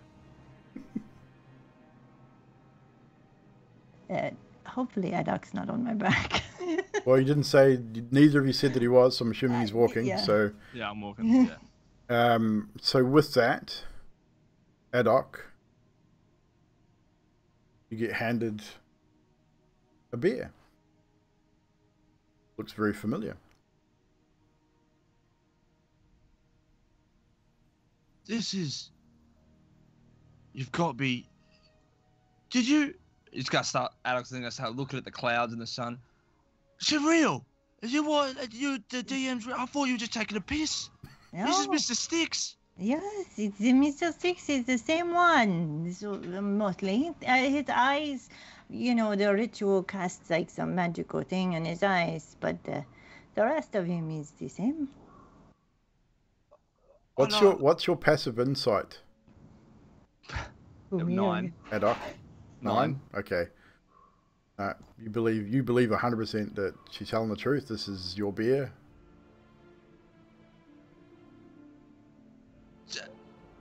Oh my god! Alex then just gonna rush in for a hug and like hug your probably knee leg. So just pat him like hug back like at my knee. See? Oh, better. Now you can fight in the front again. Whoa. Maybe. All right, I'll give it a shot. I don't have a cannon though, but do you think maybe you could like talk to your DM? Do you think maybe you could do stuff for me? Can I talk to your DM? Yes. Well, everyone can talk to the DM. All right, well, you should tell me how to do it, because if you can do stuff like this, I mean, I cast some magic on it, it didn't work, but you seem like you've got, your god it's got to be real, a lot realer than whatever I'm doing. Okay, you're making me start to feel a little bad now, Adok. Why don't you go play? Why are you feeling bad? You did something great for me. Your god did, your DM. And he's gonna, Adok's gonna put his out. Thank you, DM. Thank you so much, your almightiness. That's good to help a believer. No. All right, we're gonna chat more on the walk. You can tell me, because I'm gonna follow. I think I should. I don't know. It depends what. We'll have a chat about rules and regulations, but yes. Shit. Okay. Yeah. Let's do that and then keep walking. So you continue your journey, heading towards the marked position on your map, which Divine has marked. So, as you approach, you eventually find a small trail that sort of leads off the end of this larger trail.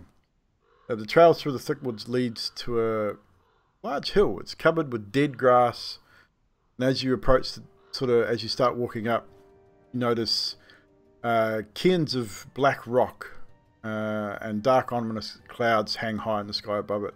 A single bolt of lightning strikes and arcs and hits the hilltop. West of the hill, the land, the woods, and the sky vanish between towering wall of fog. Trail splits as you climb the hilltop, and left and right, little trails either side. I will show you a picture. of where you are currently standing, or at the base of where you're standing. So, you guys have come in along this path. As you walk up past splits left and right, and see all these cairns of stacked rocks around the base of this hill. Which way do you want to go, around the hill or go straight up? Up to you guys where you want to go at this point. Did he mention just to investigate the hill, or did he say He just said it was located at Yester. He didn't give you any information about where it possibly could be. Not entirely sure. You can sort of see the apex of the hill. You can see there's a whole bunch of rocks at the top, but you can't really see at the top. It's a reasonably steep hill. Karnos would look to Zedriel and go, I don't know if we should proceed without maybe investigating carefully as we go. Would you like me to do that? I was thinking we go up. It would be a better vantage point, maybe? No? You could be right, but looking at something placed carefully like this in front of me always says trap. Alright, we keep our eyes open. I'm going to actually physically investigate for anything as we move forward. So you're following the single path up to the apex of the hill, or are you going around? Up to the middle, Zedriel? Yeah, I'm probably up the middle. I'll help investigate, though. So roll with advantage, Karnos, or you can roll together and split the average. What do you want to do, Zedriel? Probably advantage. My rolls are shit. Sweet. I like investigating. A natural 20 for a 24. Natural 20. And that was my first roll. So 24. As you ascend this, not too steep, but it's a steady incline, and you slowly make your way, looking around, looking for things. You do notice in this area here, looking left and right, there's several mounds of dirt sort of scattered about. Seem like almost like grave markers to some degree. Sort of dark grey patches of dirt. The grass all up here is not green, as it says in the map here. It's all dead. Like you've seen a lot of the areas in Baroba, it's all dead and decaying and dying. You then reach the apex of this hill, this little circle of rocks, the path leading off the end. As you sort of walk to the centre, you notice a large tree surrounded by smaller trees across the way there. You also see a large statue. Atop the hill is a wide ring of black boulders and smaller rocks that collectively form a makeshift wall, enclosing a field of dead grass. Lightning strikes the edge of this ring from time to time, which would be a loud cracking sound and the rolling of thunder, as every now and again the lightning just strikes the rocks, maybe 10 or 15 feet from where you guys are currently standing. So it'd be loud. It would probably give some of you a fright as it does strike, because it would be random. So there would be the occasional jump as the lightning strikes these rocks. As it does so, it illuminates a ghastly 50-foot tall statue made of tightly woven twigs and packed with black earth. The tower resembles a cloaked man with fangs. You would all probably more than likely assume that it's an effigy to Strahd.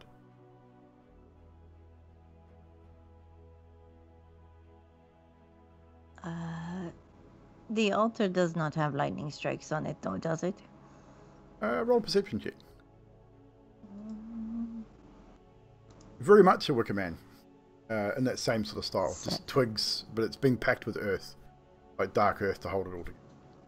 Just a 7. It doesn't look like it's had any lightning strikes to it. With the twigs and branches in it, you'd assume that if it had been, it probably definitely would have caught fire. As you sort of near closer, having a look at it, I need all of you to make a perception roll as you sort of gaze at this large statue.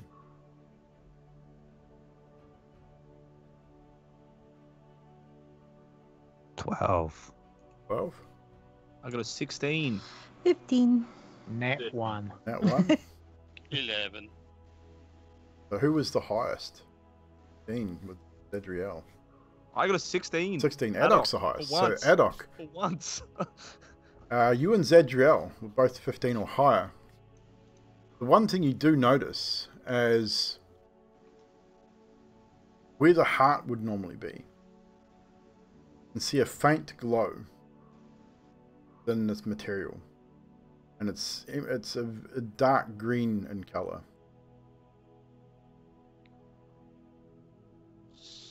Zadriel, are you seeing what I'm seeing about that thing glowing? And it's almost pulsing like a heart. Almost. It's not rhythmic like a heart would be, but every now and again it pulses a little brighter, almost giving the appearance of a heartbeat. Is it like a gem of some kind or something, you think? Well, I mean, it could be a gem, but usually if it's able to contain magic, it could have a soul trapped inside it, and then technically this could be alive right now. You're always so Cool. Climb up and optimistic. get it. Do you want me to run up? I don't want to touch it. What? Come on. Climb up in there and get it. Oh, maybe learning from our past experiences, maybe you all stand back, I don't know, 50 or 60 yards and let me get it. Oh, Yeah. Okay. Well, first, Okay. before you do that, I get a little rock, and I make a message that kind of sounds like Strahd saying, "Be good to everyone," and I kind of bury it in his foot, and then walk away. And it's just going to continuously repeat every couple of seconds, saying, Right, "Be good to everyone." you're gonna bury it in the foot of the statue. I was gonna say, wasn't there someone we were meant to ask first? We were meant to ask someone or That's something. the swamp. Okay. That's the other place. So, Fibblestep, as you walk up to the statue and go to place your stone into its feet, carving a little hole into the foot of the statue, placing the stone,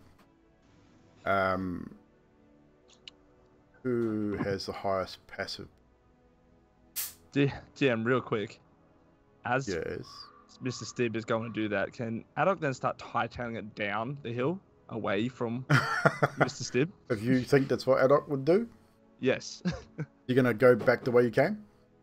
And I believe me and Emilia Both the have highest 13. Yep. Actually, Adok would probably notice this too as he's charging away from the statue right now. Adok and Emilia, Skathis and Emilia, you would probably start hearing the shifting of earth.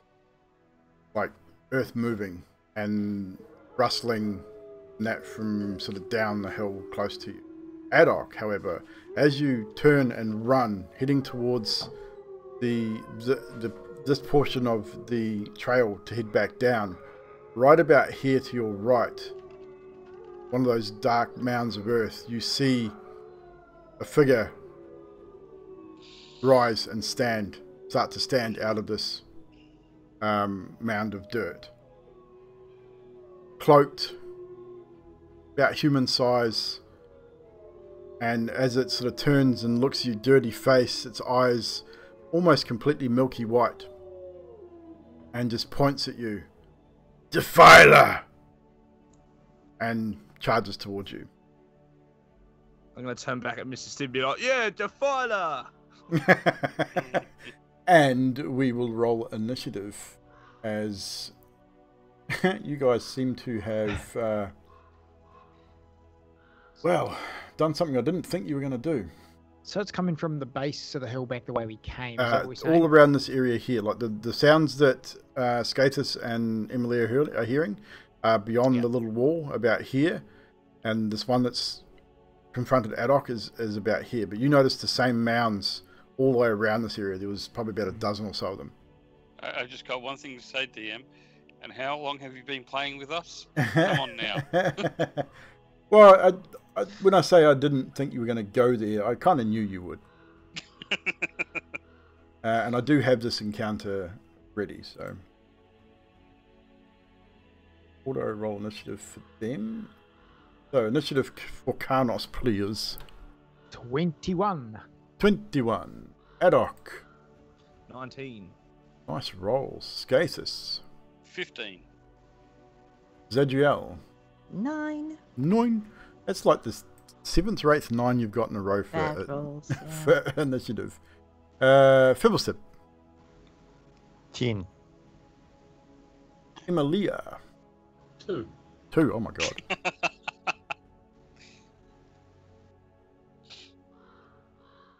So, with that, just going to change some music here.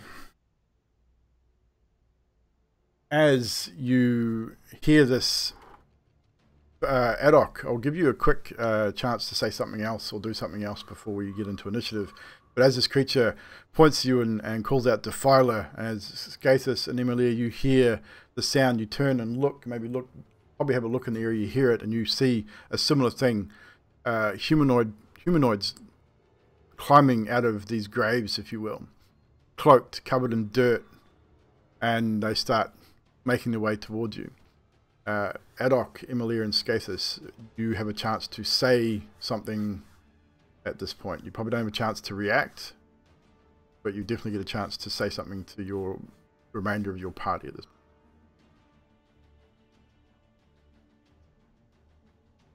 You muted Skathis.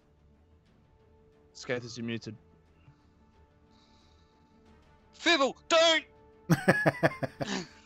And Adok's just gonna yell out, but I didn't touch a thing! Himalaya, does Himalaya do anything? Emilia's gonna say, oh, I think I'm gonna throw up again. So with that, with Skathis calling out, Adok calling out, I would say by this point, Zadriel and Karnos, you would turn to see what was going on. Fibble, you'd probably do the same. You'd probably look up from your kneeling position to see, like, huh? What's going on? And by this point, you would see these figures and 2, 3 more of them on the opposite side of this cairn. One here, one here, one here, one coming up through here, and a couple on this side, now starting to climb up over the wall, the small wall, heading into your position. They're all cloaked, they're dirty, they're all humanoid, and they are converging on your position. So with that, Karnos, you are at the top of the initiative order. Alright, so I was by the Wicker Man right by Fibblestep. So Pretty much. How far from Adok am I? About 15 feet. And Adok would be the closest to one of these creatures that we can He see? would be at this point, yes. So I'm going to run to within 5 feet of Adok. Yep. And I'm going to use one of my maneuvers called bait and switch, and I'm going to put him directly behind me, basically just yank him out of the way. If you're willing, Adok. Yes. I think he would be. So I grab him, push him behind me. That uses one of my attacks. Yep. And then I've got my shield and axe. And how far is the creature from me now? He's probably within swinging range by this point. Okay, so yeah, I was hoping to save him from melee range, so that's good. So as my second action, I'm going to attack one-handed and I'm swinging for, how tall's the creature? He's humanoid, same height, about same height as you. So he Yeah. looks like a human man. Kind of hard to tell swinging- under all the dirt and shit, but Swinging for collarbone, right-hand side with a 24. that hits. And 10 damage. 10 damage. Nice. So as you strike out at the right-hand collarbone of this creature, it reels back in the pain of the impact of the blow, and just it sort of reaches up and grabs its shoulder and looks at you, and you see the eyes are almost completely milky white. Not quite. They do have some colour there, but it's very, very pale. And he just gives you a real sort of primal look. Doesn't really say anything or do anything. And as my bonus action, I'm like, "Ugh," and I shove the shield into him and I push him strength for shield master shove. He got a 12. So he I roll low. Yep. So he does not fall prone. That is it. he manages my to turn. hold his ground and sort of looks at you. Looks around quickly as he does so. Next up would be Adok. Right. The gem that's glowing with the bait and switch. Adam's going to run towards the gem that's glowing, this effigy thing, and I'm going to cast Detect Magic. So you're going to run back towards the statue. That statue's 50 feet tall. Just bear that in mind. What is the range on Detect Magic? 60 right, feet? itself, and it's 30 feet. 30 so feet, so as we're I'm probably running, just out of your range. that's fine. As I'm running back, I'm just going to yell at Zadriel and be like, throw me! Pick me up and throw me! Did you say which way? No, he didn't. It wasn't very specific. So that is your turn. Yeah, I'm going to run towards Zadriel. So you're going to use your whole movement, because it'll probably take whole movement to get to where Yep. she is, more or less. Yep. Oh, no, it's about Yep. 15, 20 feet. So you probably use 20 feet of movement to get to her. With that, it is now another creature's turn. As you are looking around, seeing these creatures that are coming over this wall, you hear this sound. And from down below towards the tree. And I would say probably Zadriel and Skathis were probably within eyesight of this. You all see slightly taller figures coming up that path from the trees. Looks like another 4 or 5 of them. And they are a lot taller, a lot bulkier, still cloaked, but they look more tree-like than they do human. There's definitely branch elements and sort of foliage coming from these creatures as they rush forward as well. They're not going to get to you in this turn, but they are definitely heading in your direction, and maybe 5 or 6, kind of hard to tell. Skathis, is now your turn. You were about 10 feet from the closest one to you, which is climbing over a little rock wall. Well, I'll attack it then. You move yourself into position to attack this creature as it's starting to climb over the wall here. So make your attacks. That's a 17 to hit. That will hit. 5 damage. 5 damage. That one. 25 to hit. That'll hit. 7 damage. Nice. You strike this creature, straight left punch, then a right cross. Anything else? Where did I see it? There. Oh, there we go. So I'm spending one more key point. Yeah, one of those One of those, yep. to do it all again. So flurry of blows. Yep. Two attacks. 14 to hit. That will miss. 25 to hit. That'll hit. And 5 damage. Another 5 damage. You sum up your monk energy and you go for a third blow, going in for a body shot. He seems to move out the way, dodging your blow. But as he does so, you strike again with the right hand, coming back down across his chin. Rings his bell a little bit. He looks a little shaken. But that is your turn. Fiddlestip, Yep. you're up. Zadriel, you're on board after that. So there's a group of wooden type things coming towards us. You probably don't see them from your position at the base of this statue. You would notice you've got 2 creatures climbing over the rocks near you. Alright, so I'll pull out the musket and shoot at one of them. No problem. Fire it away, For sir. 19. That to will hit.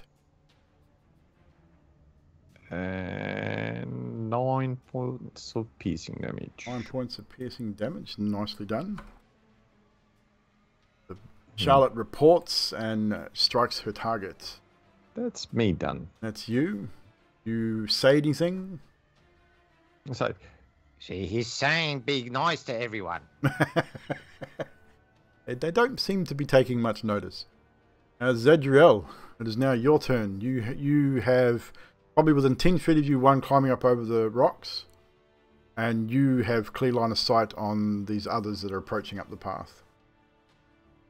Can I use my free action to throw Adok, or That would be an action to throw him.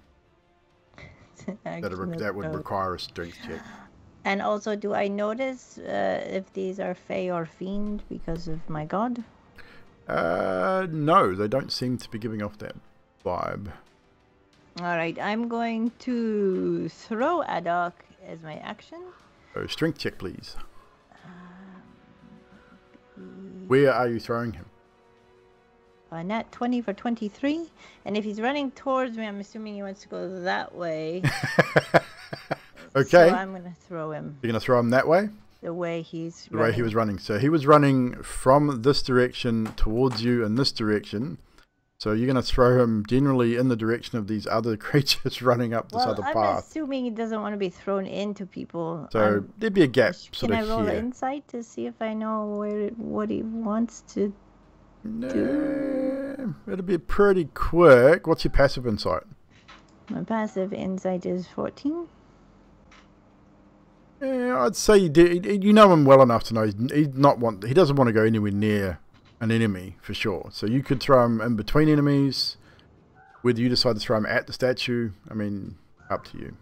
I will try and throw him at the statue, okay. And what happens to him happens to him. And then I will Misty Step as my bonus action to the closest person. So the ones coming up the path or the closest one by the wall? You got a couple options. Probably the ones closest to my friends that I'm fighting. So okay, so you've got a couple of them coming up along this wall here. Scathus and Emilia are along this area here. All right, yeah. So there'd be a couple, 2 or 3 of them coming up this way. So we'll go there. So you don't have to Misty Step. You'd be able to use your movement easy enough. Okay, I'll use my movement and then So with a natural 20, Adok, Zadriel grabs you by the scruff of your neck, seat of your pants, and that whole sort of 1, 2, 3, and then just throws you towards the statue. And with a natural 20, you're traveling at pretty quick speed. So I'm going to need an athletics check from you to see if athletics or acrobatics you can choose on whether you are able to attach yourself to this thing, basically. I thought you were going to make me take athletics. I was like, I'm screwed. But yeah, if I can take acrobatics, I'll take that one. Either, it's up to you. I'll let you choose. My acrobatics is 22 because my athletics was 6. The 22. With the 22, you almost start to tumble in the air, but as you do, you pull yourself in, tuck in, and you manage to do a half roll, and then you strike this effigy. It doesn't really wobble, but it gives a little bit with what it's made of. And then you manage to wrap your arm around a tree, like a branch or something, and hang on. You're now attached probably halfway, 2/3 of the way up this thing, with your detect magic still up. You do detect this gemstone inside this statue. It is showing up a magical signature, and it is very similar to the seed that you'd already seen previously. It doesn't give off any school, just magic in general. It'd be conjuration. Okay, great.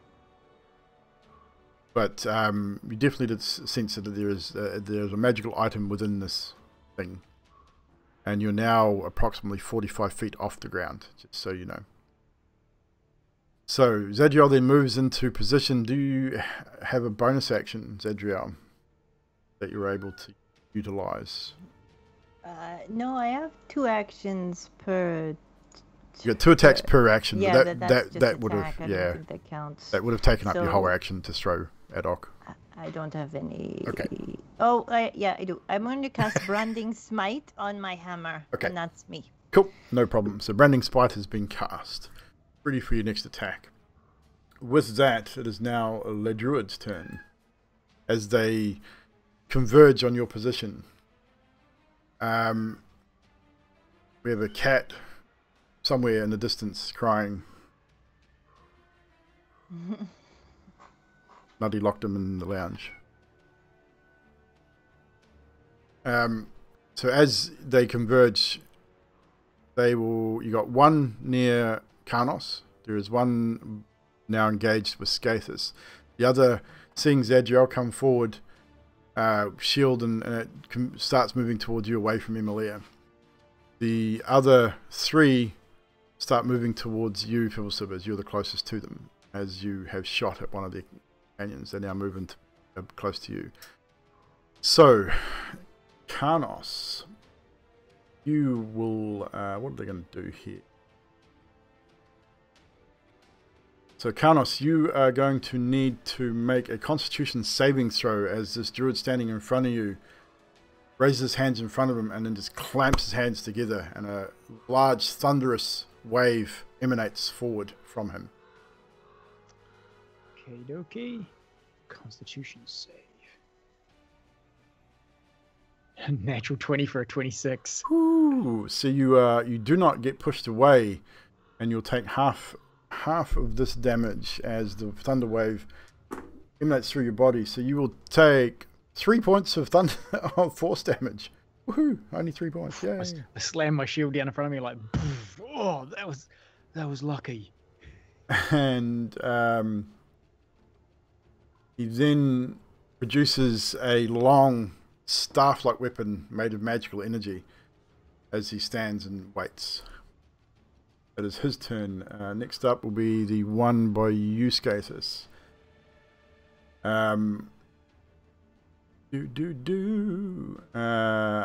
He produces a similar ethereal weapon, then solidifies as he strikes out at you. So he will attack you with a 8, which I think will miss. I know, be a 12, but I think you'll still miss. Okay, so that's a miss. That is his only thing he's going to do. He strikes out at you, manage to dodge the attack and stand ready, waiting for your next attack. Zadriel, one moves into you, and again brings his hand together. He's about 5 feet from you, slams his hand together, and again, Constitution saving throw for you as well, please. As this thunderous sound emanates from his body. I have a +5 on save, so 13 You do, plus so 5, 18. Yeah. That will also be a save. But you will still take half his damage. This will not be knocked back 10 feet. So you will take 6 points of force damage as this wave is let loose. Bibblestib, unfortunately for you, you have now 3 of these individuals converging on your position as they climb forward over this wall. One of them is going to cast a spell at you. You will need to make a strength save for me, please, as vines and roots start coming out of the ground beneath you and from the statue itself start snaking out and attempting to grapple you. 10. That 10. will be a failure. And you are not close enough to Zadriel to get the +5. So you are now restrained. You do not take any damage, but the next 2 attacks will be at advantage on you. So both these other druids move in with their similar weapons as the others. One will be a miss with a 7. Other will be a 17 to hit. That hits. That hits. So you will take 6 points of bludgeoning damage. He slams this. For one, it looks like a staff, but he's basically pulled it out of thin air. It's solidified, and he smashed it with it. Next up, that is pretty much them. Next up is Emilia. Karnos, you're on board after that. So when people hit the druids that are attacking, I'm assuming they will have spilled their blood. Would yes. Emilia react to this? Definitely Karnos is one that he attacked. You're probably 15 feet away from him. Probably roll a wisdom save for me. Actually, no. Roll a perception check with advantage using your sense of smell. Oh, damn it, that was a good roll. Sorry. Perception with advantage, did you say? Yes. You still be with your -2 because it'll be during the day. So you perception plus what? -2. Because it's daytime. 16. So even with a 16, yeah, you would definitely catch the scent of human blood. 100%. Okay. Emily is going to wild shape into a black bear, Black bear, no worries. and then it's basically going to charge straight for one that it can see that's quickly in. So that would probably be the one next to Kaunos. That's the one that's openly bled. That's closest to you. Yeah. So whoever's closest, probably Skatus and Zadriel. Kaunos, you'd probably see it as well. They're all relatively close proximity. Emilia's form melts. She shrinks down and widens and bristles with fur. And now standing atop this hill with you is a black bear. The black bear then charges forward towards the creature that has just attacked you, Kaunos. Make your attack, Emilia. Okay, I just have to remember what the hell I'm doing. So would your stats for your bear be in your notes? Or your extras, sorry. Yep. Yeah, I get that. I just got to figure it says +4 to hit. Yep, so roll d20 +4. Okay. You still will have your -2 during the day. Sweet. 16 to hit. 16 to hit. That will hit. Using your bite attack for this, I'm assuming. Yep. So bite away. Roll your damage. 1d6 plus 2. 6.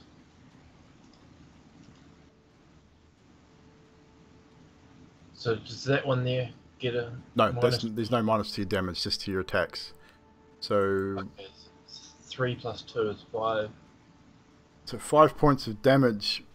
You also get a mouthful of human blood as you bite down on this individual's arm.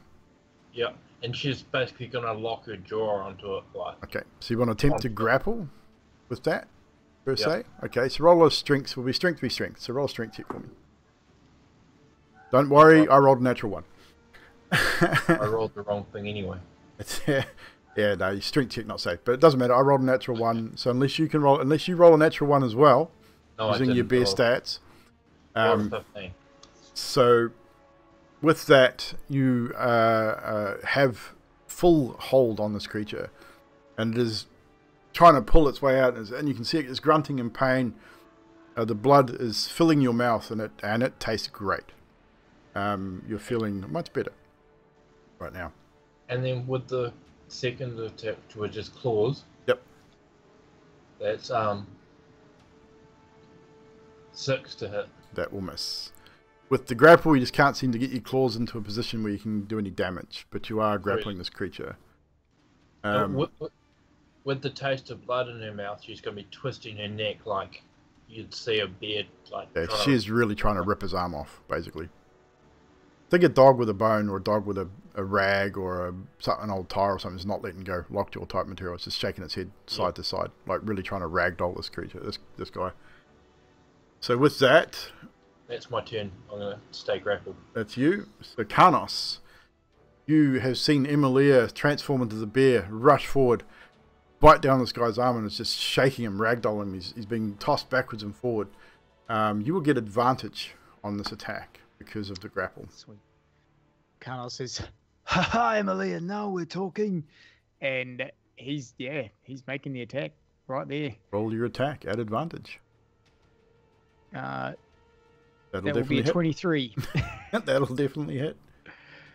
and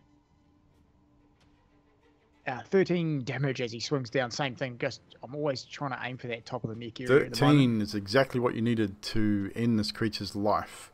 As you strike down into the shoulder area with your axe, you manage to separate the collarbone from the shoulder with a loud cracking sound, and then the gurgling sound of blood filling what would be the trachea as it severs his spinal cord as well. The body goes limp in your mouth, Emilia, You know you can't drink from the dead, so I'm assuming straight away you would almost release this creature as he drops. You do have a mouthful of fresh human blood. So what I will say for you, for the remainder of this day, you're down to a -1 on your deficit during the day. With a mouthful of human blood. So you are feeling much, much better. Then Kana sort of scans the area before he makes his move to the next creature. I want to see what my party's doing. You quickly scan, you see Skathis engaged with another one of these men. Zadriel is also engaged with one as well. You see Fibble has 3 of them surrounding him, and he is currently entangled in a bunch of vines. He is about 20 feet from your current position. He's about 20 feet from my position? Yes. I look at the body that's dropped to the ground. I look over. This will be a DM's call because this is a little punchy. Yep. I've got the maneuver quick toss where I can toss a weapon. It says with the thrown ability. Yep. However, I don't want to throw a weapon. I want to throw my shield. I'll allow it. I mean, it's still a weapon technically. Yeah, so you would have to call on the damage, but what type of shield is it? It's just a round shield. Just a standard round shield. It's not like a kite shield, like a. No, it's just a standard round shield. So we'll say 1d6 bludgeoning. D6 bludgeoning. All right. 1d6 plus your strength bludgeoning. Yep. I'll see if I hit first. So, as my maneuver, quick tossing to the one directly in front of Fribblestib, hopefully. Yep. So it's a dex. Oh, 9 to hit. That will miss. You throw your shield.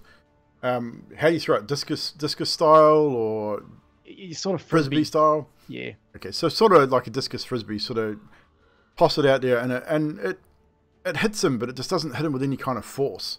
And it sort of strikes him. You see him sort of rock forward and look down, and the shield sort of and hits the ground beside him. He sort of turns and looks at you, and a little bit confused that you just threw a fucking shield at me. What the fuck? And but with that is now. I look at I can't do that. I make my movement all the way over to Mr. Stib. Yep. You will see that the vines are in an area. So you won't be able to get directly to him. You'll probably be able to get 10 feet to him. Move into the you can move into it, and, so you'll need to make a strength check as well. I'm going to try and protect him, basically. So you'll need to make a strength check as you move into the 21. That will be a strength. You're fine. You managed to move through without being restrained by these vines. It's slow going. It does slow you right down. So while you're here, you're at half movement. And sorry, everybody, I'm going to action surge. Hey, go for it, man. Giving me 2 more attacks, and because I don't have a shield anymore, it's a 2-handed attacks. Go for it, man. The closest one in front of me. Well, I'm trying to protect Mr. Stib. So no worries. So it'll be the one closest to Stib. No problem. I'm going for its head. Natural 20 for a 28. Natural 20. Nice. And your damage, sir. I believe your damage should be over 18. Yeah, so it'll be 2d10 plus 4. It's done that stupid thing. I'll just re-roll that. Yep. So that is 10, 16, yeah, and 9, 21 in total. Yeah, so that'll be enough to remove the head of this druid. As you step forward into the vines, it sort of slows you down enough, but you manage to push through and not be grappled by it. Raise your axe, both hands, and just come straight down through the neck of this druid that is standing in front of Fibblestib, and you lop his head off. It almost pops completely off, and then hits the rock and rolls. Tuk, tuk, tuk. Body sort of hangs there for a second, then he sort of rocks and slumps forward, narrowly missing Fibblestib as he is restrained in these vines. However, as this creature dies, the vines wither and die with him, as he was the caster of these vines, and the vines are now no longer restraining Fibblestib. So you are no longer restrained. Is there another one more within close range? I've got one more swing. There is, indeed. There are 2 more within close range. Okay, same thing. I'll just swing at the one that's probably the closest to Fibble. Okay, so you got 1 more attack, do you not? Last attack, yep. 13 to hit. That will hit. And I'm coming, this time I'm just sort of midsection waist sort of area, and I'm coming in with 14 damage. 14 damage. Again, you take probably hear a few cracking ribs. A pretty solid wound. You hear him, the wind sort of come out of his chest, oof, as he takes the damage. Still standing though, however. Okay, and that's it for Karnos. Thanks. It's for Karnos. Next up is Adok. You are 45 feet up in the air on the side of the statue. Looking down from where you are, you can see Zadriel, Skathis, and Emilia, who's now a bear. You've seen Karnos run down towards you. As you sort of peer through the arm area of this creature, you can see Fibblesip and Karnos down below you on the opposite side of the statue. Right. I'd like to make my way towards the pulsating gem bit where that is. You'd have to climb another 10 feet. Yeah. So, athletics. Yay. Oh my god, natural 20 minus 1. 19. Wow. With cat-like skill, you traverse the 10 feet to where you sense this gem, and you are doing what? So I've got I don't know if I can. Yeah, I've got a wooden saw, part of my woodcutter's tools. Yep. In my backpack. If I can, while still holding on, grab that out and try to get into it to grab the gem out. You got a wooden saw, so you're going to attempt to start sawing through the twigs and branches and that make up this effigy. Yep. So you also too, you know, there's all this black earth that's been piled in there, so it's almost like a clay statue, like it's dry and brittle. So it's going to take a bit. You can cut away a few branches, but you're going to probably have to dig or chisel away at the same time at some point. So you start with your saw, and we'll make a couple of skill checks as we go, but you've started attempting whatever it is you're trying to do. Okay, cool. It's going to take a little while. Yeah. Next up is the other things that are coming from the path. They've now made it into the circle, and they're heading. 2 of them are heading towards the statue. The other 4 are heading towards Skathis, Zadriel, and Emilia, as they can't really see you guys behind the statue there. They will make...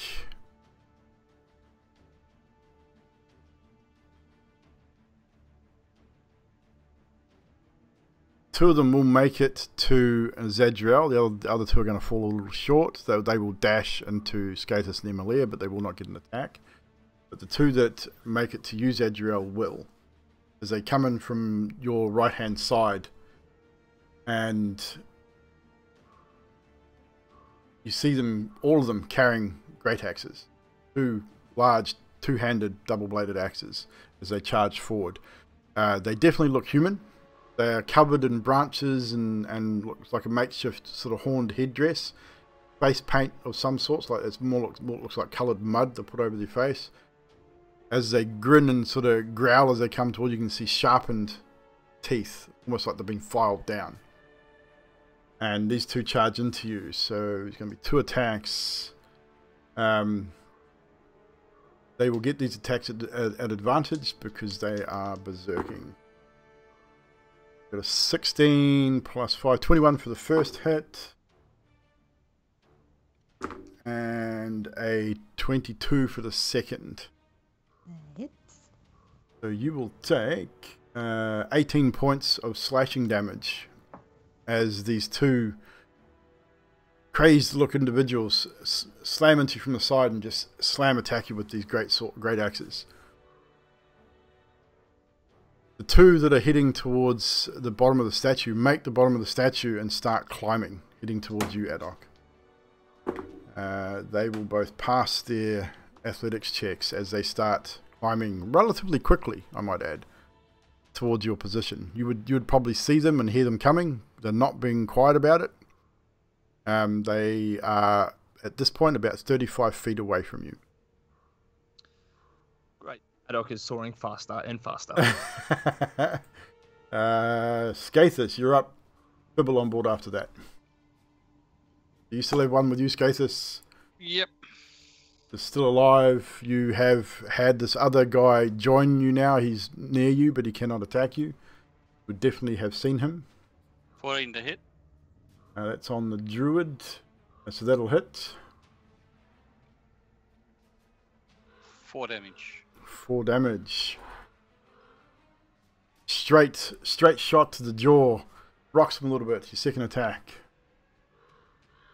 Nat 1, 7. Natural 1 with a miss. As you go to slam him with that right cross again, he anticipates almost exactly the same attack he did earlier and manages to move himself out of the way. Spending key point.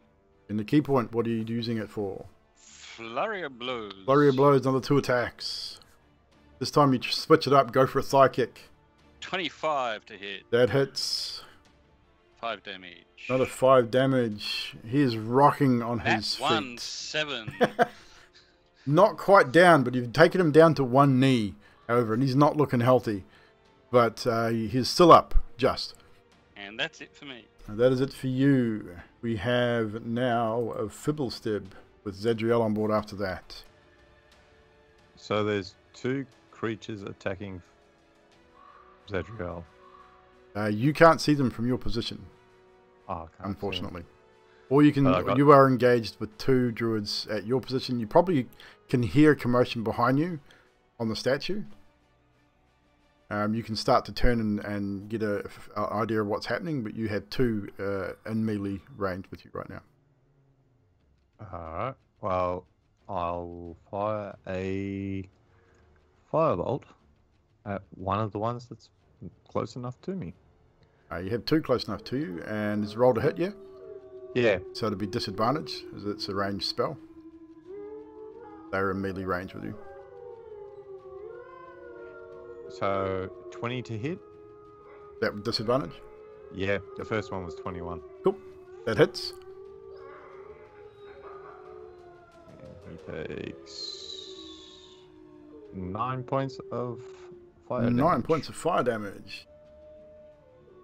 And he is also set alight, as he has several twigs and branches and that stuffed into his robes for some strange reason. But he has caught fire also. He will need to spend an action to put it out, or he will continue to take fire damage. Is that your turn? And I'm going to disengage and kind of position myself more behind Karnos, so using him as a shield. No worries. You have ample movement to disengage as a bonus action. Can you disengage as a bonus action? Or is that part of an action? I think only rogues have the ability to disengage as a bonus action, yeah, or not? It's an action in combat. Yeah. But yeah, I'll move behind Karnos. So you will get an attack of opportunity if you move out of the way. Actually, you'll get 2. There's 2 druids there. What is your attack? +5. No, it's not them. Theirs is different. It's a +4. 19 and 17. Both hit. Both hit.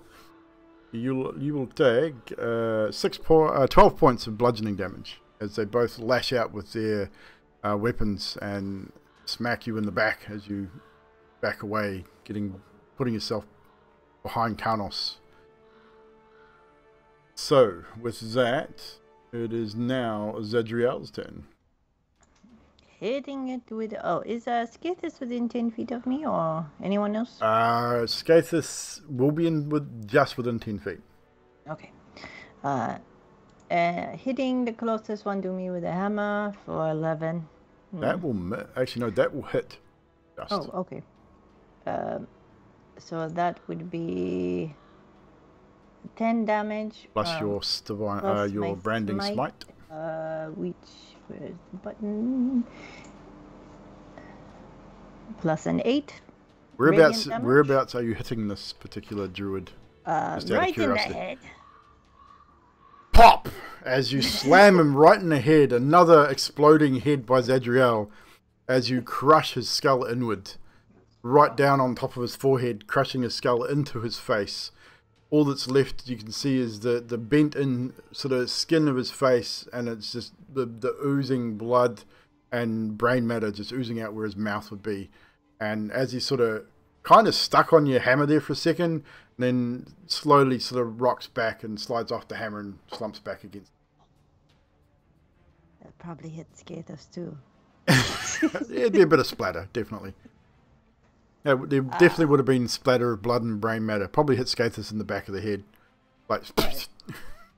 So I move to the next one for the second attack. You have plenty of movement to move in right next to Skathis. He is engaged with 1. Actually, no, you have a berserker on you as well. You have two okay, berserkers with you. So you've killed the druid that was with you. You turn to your immediate right, you have two berserkers that were engaged with you also. So if you move, you'll get an attack of opportunity. So, Okay. Yeah, I'm going to hit the berserker. okay. 18. Again, let's bring up my berserker here. 18 will hit, yes. And with the smite, it's 11 plus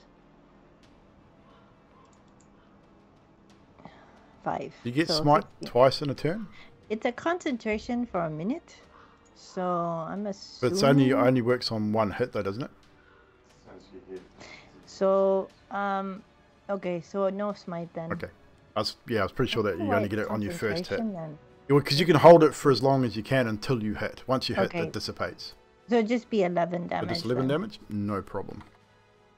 So it's still a mighty shot.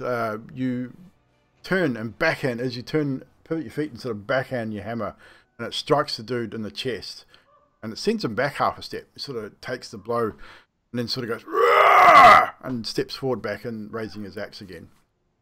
Okay. Is that your turn? Yes. That's it for me.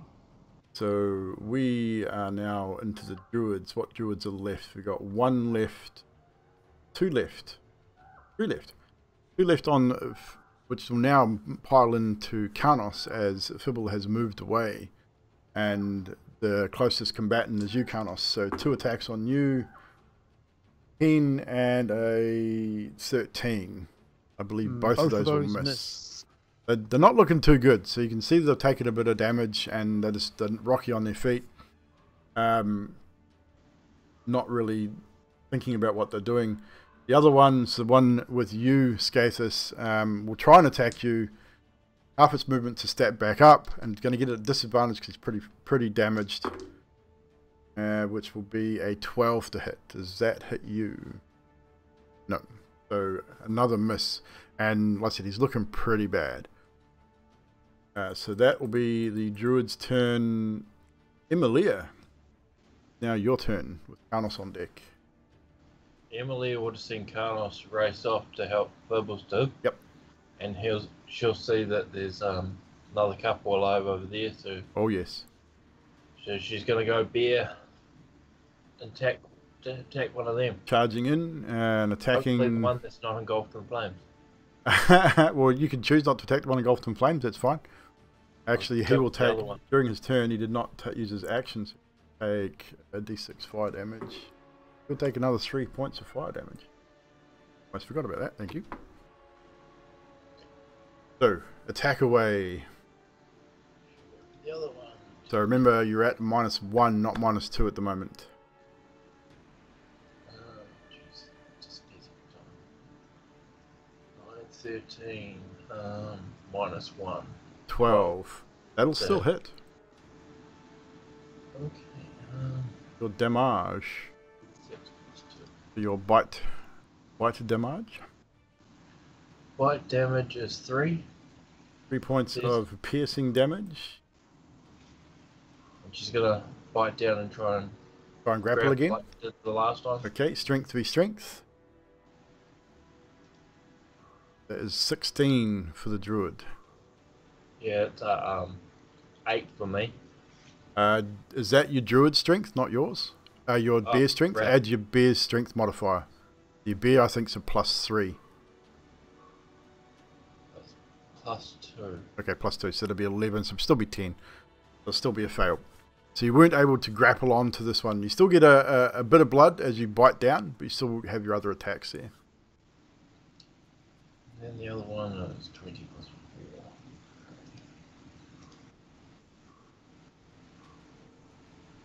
4. That's 18. So 18, that'll hit. Do your damage with your claws.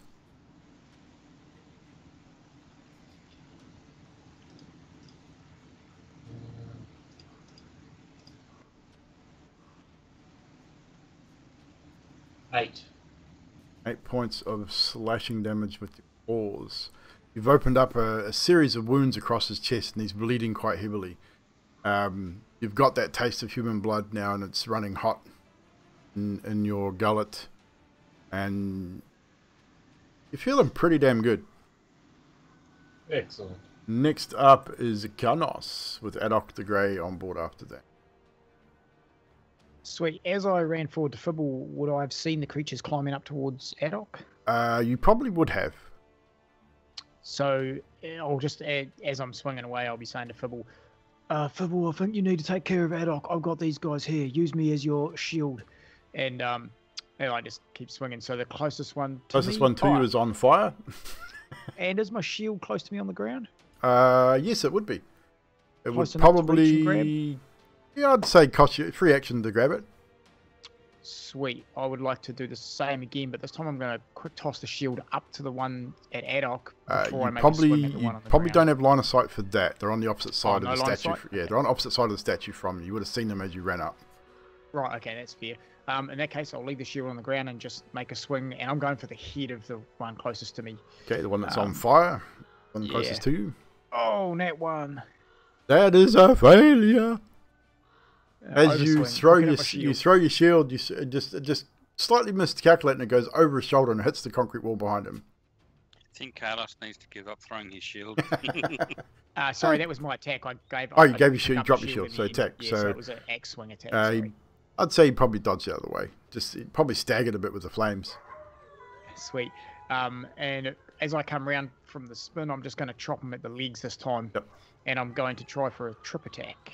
Go for With it. a 19 to hit this time. That hits. And he has to make a strength save before I can do the damage. 13 plus 0, so 13.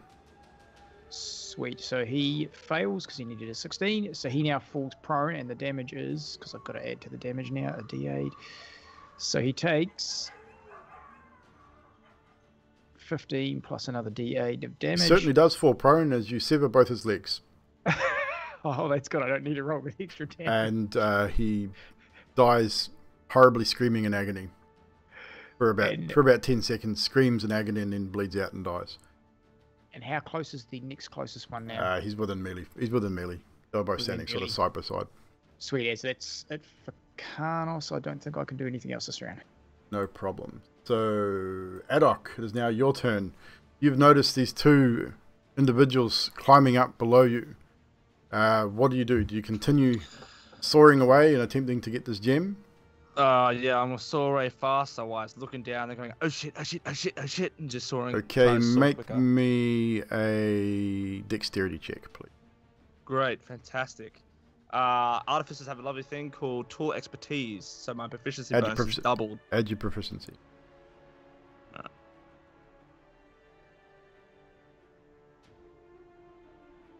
Nice 16 roll. plus 6, so it would be 22. You managed to soar through the first lot of thick branches that are making up this effigy. You're now at a level where you're going to have to start chiseling away or hammering away or some sort of digging tool to get through the next part.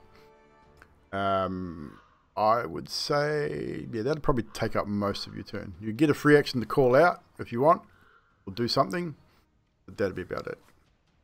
You probably, if anyone could hear, you probably hear a gurgling goblin scream in the distance going, help me, please! With that, it is now the Berserker's turn. As Zadriel, the two that are facing you, both pile in and attack once again. Where are your rolls? So these...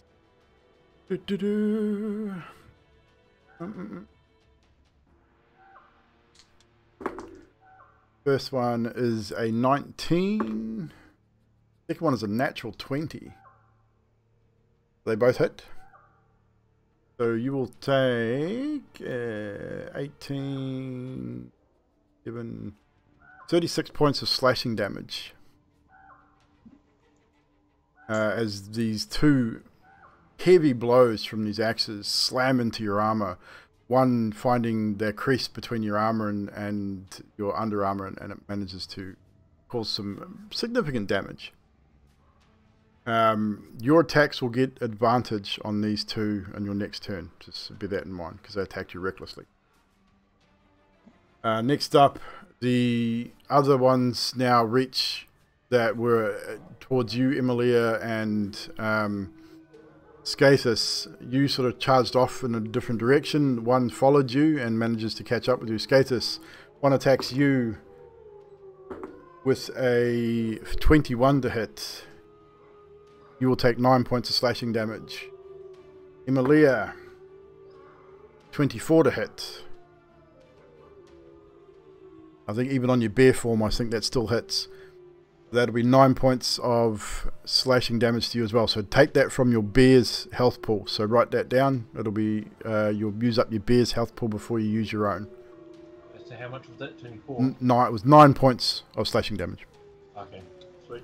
So yeah, so just mark that down. Now, the two that are climbing up to you, Fibble, will make it with athletics checks. Ooh, they only make it 10 feet. So they struggle. They're not as dexterous as you are, and they struggle a little bit trying to get up there as quickly as you did. So they've only closed the gap about 10 feet. So there's still 25 feet between you and these two creatures. As far as you're concerned, they're creatures. They don't look human to you at this distance. That's probably what's freaking you out more than anything. Oh crap, I changed the thing. Here we go. Hit the wrong button. Next up is Skathis, with Fibble on board after that.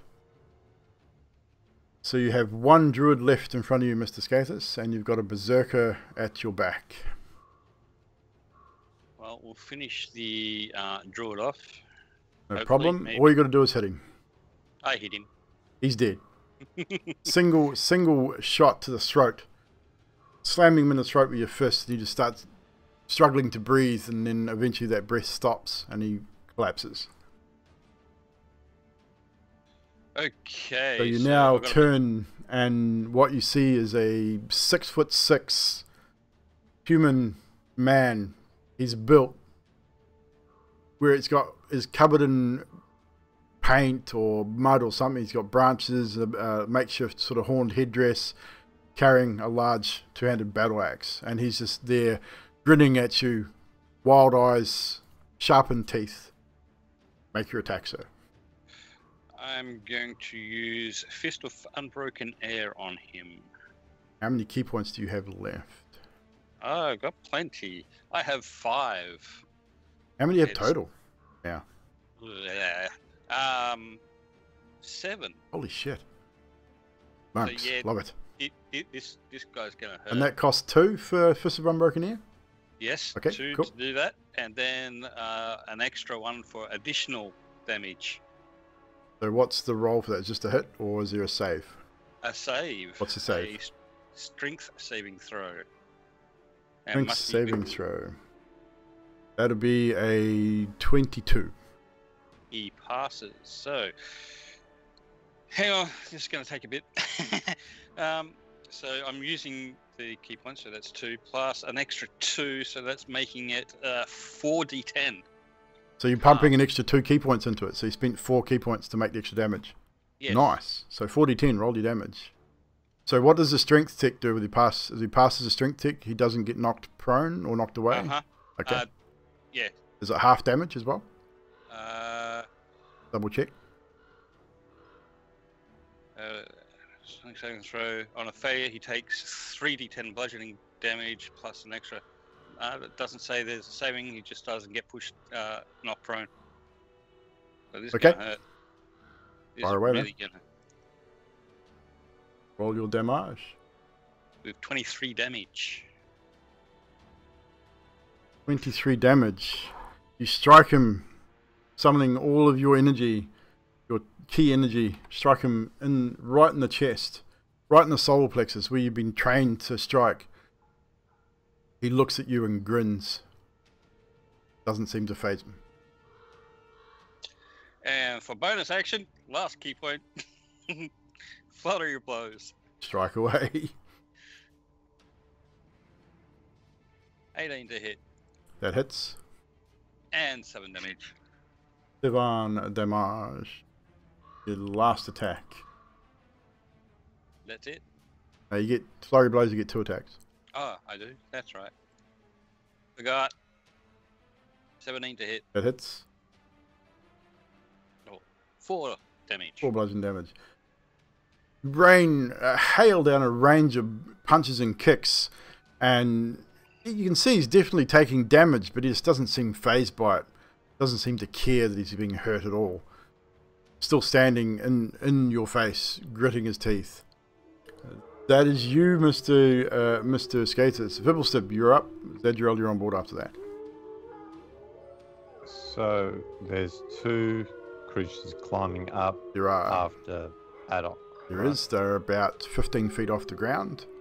And I You can are see looking them. up at them. You can see them. You've moved in position. You can definitely see them. They're about 25 feet away from where Adok is, and you can see Adok is frantically scrambling, trying to get into this statue.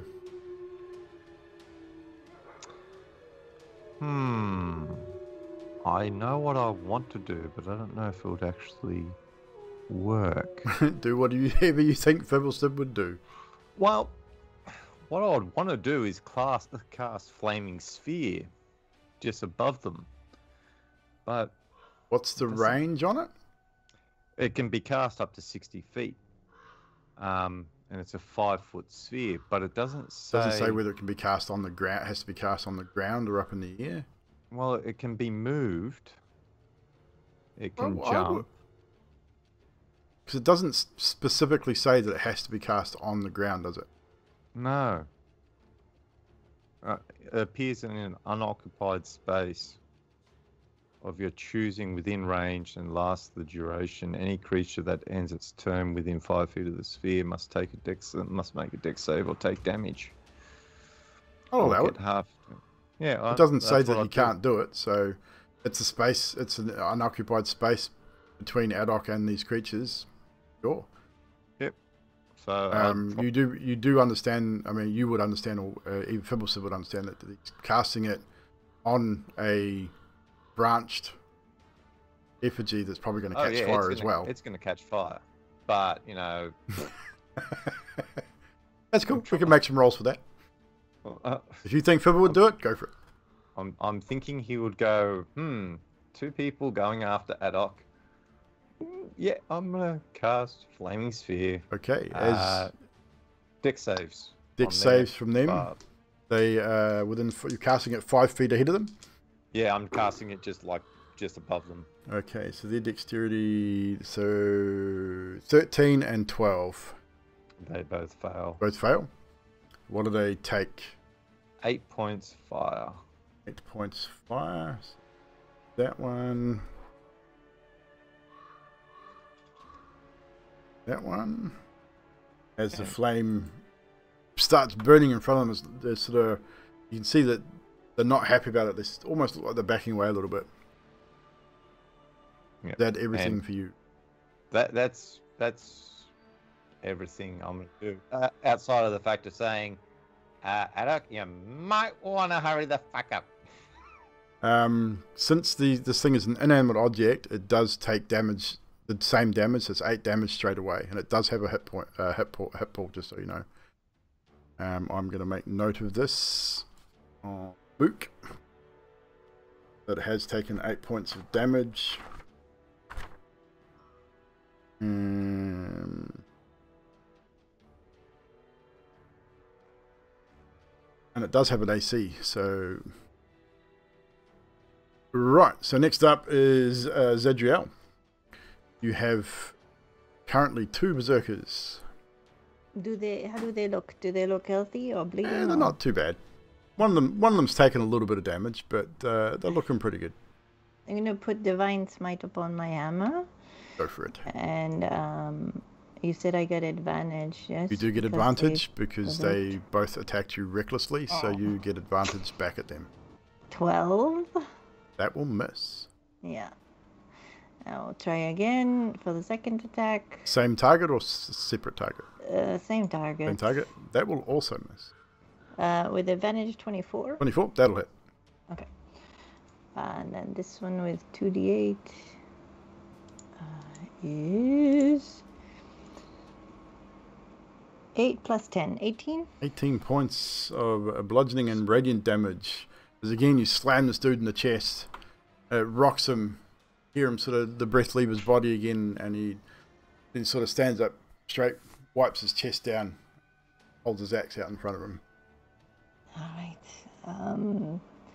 With my free action or bonus action, I'm going to yell, I need a little help, and that's it for me. Good for you. Next up would be the Druids, but they're all dead. Or is no, I think there's one left. One left? Yes, there is one left. Carlos, you have one Druid left in front of you. He's going to attack you. Okay. But this time he is not going to attack you with his weapon. He is going to cast Thunderwave once again. Con save, please. Right. Oh no, natural 1. A natural 1. So you'll For take 7. you'll take the 2d8 damage. It's cocked, so that'll be 7 points of bludgeoning damage. And you are pushed 10 feet backwards into the wall, into this rock wall. And you slammed quite hard, so you take another 2 points of bludgeoning damage as you hit the wall in your lower back. Ugh. And with that, this druid sort of looks around, looks at you, looks everyone else, and moves his full movement back towards this path. So away from you, Carnos. He's moved a full 30 feet away from you. And with that, it is now Emilia's turn. So how far away is it from me? Probably about 40 feet from you. You attack the other one. I've got a speed of 40 feet. You can get to it then, so you can chase him down. Magic. I'm going to go for him and go bear again. You're still in bear form. It's that bear form I'm remains. still bear again. Yep. Yep. Bear remains for up to as many hours as half your level. Oh, nice. That's cool. I didn't know that. Yep. I thought it was now. It's normally half your druid level is how many hours they in bear or in your shapeshift. So attack away, bite his ass. 11 to hit. That'll hit. Sweet.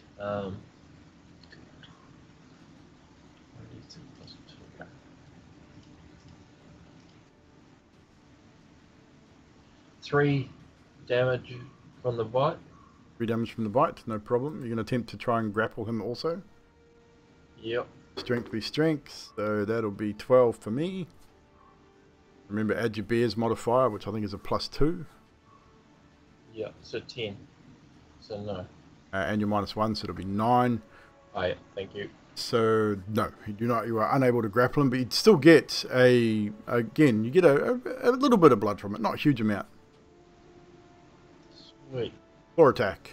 Claw is 13. That will hit.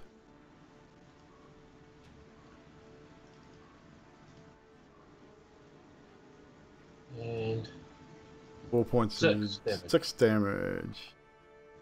He is not quite dead, but he's looking pretty close. He's looking a couple of large deep wounds, bite wounds, and claw marks, slash marks. Not looking too happy. Is that you, Amelia? Yes, because I don't have any more movement. No worries. Carnos, back to you. So this druid has sent you up against this wall with a thunder wave, and you've seen Emilia charge out. And you can, even from your distance, looking at this dude, you know this druid hasn't got much life left in him. You've heard Zadriel call out for help. And as you glance over, you see that she has 2 of these larger guys flanking her, and they have been wailing on her. You can see dents in her armor. There is blood on her armor as well. It's quite visible. I call out to Emilia and I go, "All right, bear girl, you've got this. I need to help Zadriel." And I yell out to everyone on Zadriel when you can. And I pick up my shield as I move forward. Yep. How far is Zadriel from me? Should be pretty much your 30 feet. So you'd be able to get into combat with these guys from where you are, straight across the circle. I'm going to pick up the shield and I'm going to... You're going to try again? No, I'm going to Misty That's Step. right, you've still got your Misty Step. Yeah. Because it hasn't been cured. What did we say happened with that? So I Misty Step into place, but then you roll I roll a D100 and 20% paralyzed. That's right. One of Yes, us that's rolls right. a D100. You can roll it. So D100, if you roll 20 or lower, you are paralyzed for 1 minute, I believe it is. I just Well, no, rolled an Misty hour. Step into it's for, I thought it was 1 round I wrote. Yeah, 1 round. 1 round, okay. Yeah. That'll be 6 seconds. Yeah, so that's not so good. Oh, 1 round, that's a minute, sorry. 1 round was 6 seconds. That's 1 turn is 6 seconds. 1 round is a round of combat. It'd be a minute. Oh, yeah, what, your choice, man. All good. We'll make it a minute. Makes it easier to track. Yep, I'll just write 1 minute. 1 minute. Yeah, so I've Misty Stepped. I want to be in flanking directly right behind one of, like, so Zadriel's on one side, I'm on the other. Yep. And here comes a D100. Please be good. So what do I want to roll? You need to 20%, roll so higher than 20. higher than 20. Okay, cool. The 20 or Chances lower are will be your 20%. Yep, 74, so I'm good. Whew. Sweet. So you do not become paralyzed. You are now standing in flanking position on one of these berserkers, which will give you advantage on the attack. Sweet. So Misty Step takes my bonus action. So that's my bonus action. So I'm just going to make from behind 2 attacks with my bladed axe, and I'm going right into his spine with a 24 to hit. That'll hit. I'll roll damage for that hit first. 7 damage. And damage, yep. And the next hit, I'm going to...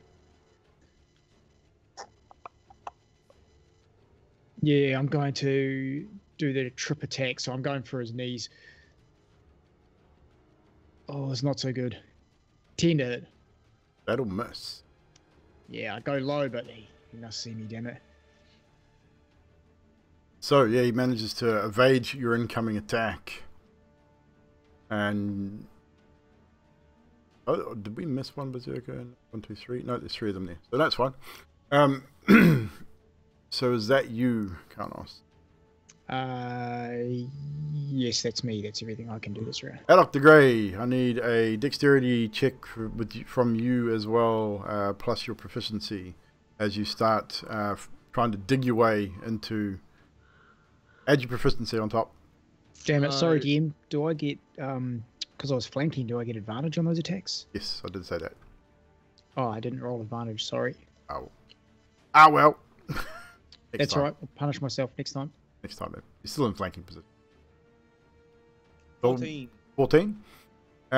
You managed to chip away a little bit. You're definitely getting in there. It's probably going to take you another round, or you might get to this gem. You're not sure, but it's a bit of a slog. It's pretty hard material, a little bit harder than you were expecting. Next up is the berserker's turn. So first up we have 2, 1 on Scathus. No, there was 2 on Scathus. 2 on Scathus. 18 and a 14. 18 hits, 14... Does the 14 hit as well? Hits. Yep. Both of them hits, so you will take 12 points of bludgeoning damage. Slashing damage, sorry. Double check that. I had the wrong... No, 18 points of slashing damage, sorry. You have 2 on Zadriel. The one that you attack, Karnos, doesn't seem to be bothered by you at all.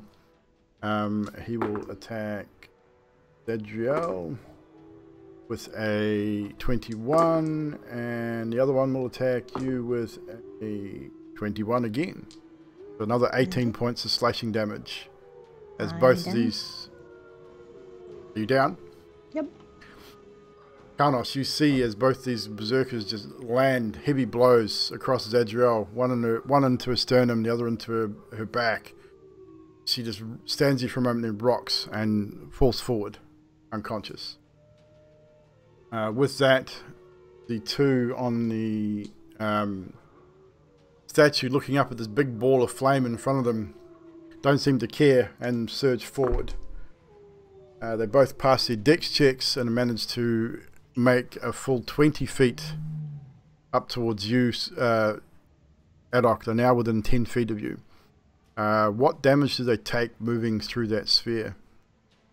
A mighty 2 points. 2 points each. Awesome. The 2 points of damage as they crawl through this flame to get towards you, Adok. It is now with that Scathus. It is now your turn. Alright, normal attacks. Attack away. 21 to hit. It hits. 5 damage. 5 damage. Nat Second 1, attack. 7. Another nat 1. Another missed attack. You managed to sort of get that second punch, clock him, but he manages to put his axe in the way and you strike its handle. Is that all you're going to do? That's all I can do. That's all you can do. Next up is Fibblestib. So I've seen Zadriel go You would have down. been in line of sight. You would have definitely seen her go down. Okay. So, how far away? About 20 feet from your position. Okay. So I'm going to cast Acid Arrow at the one that hit her. Yep. For 12 points. 12 to hit. 12 to hit. That will miss. Alright, so he takes...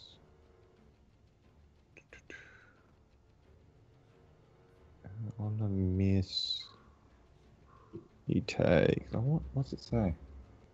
He just takes normal damage. Is it a cantrip or level spell?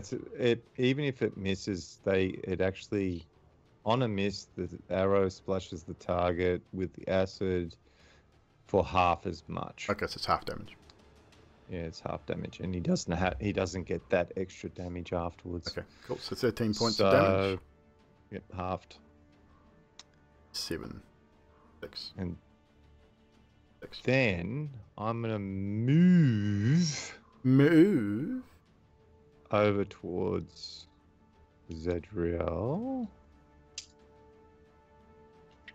You better skirt around where Karnos is and get yourself into position to get next without being attacked. Yeah. Am I do a bonus action spell as well or not? As long as it's a cantrip. Nah. So that's it. That is your turn. Next up is Zadriel. Your first death save, please. Keep it to yourself.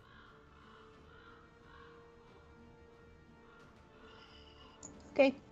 Next up is the Druids.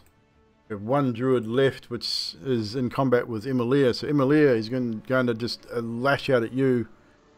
Going to cast... Need you to make a Constitution saving throw using your bear's Constitution. Oh god, how do we do this? So just D20 plus the Constitution modifier of your bear.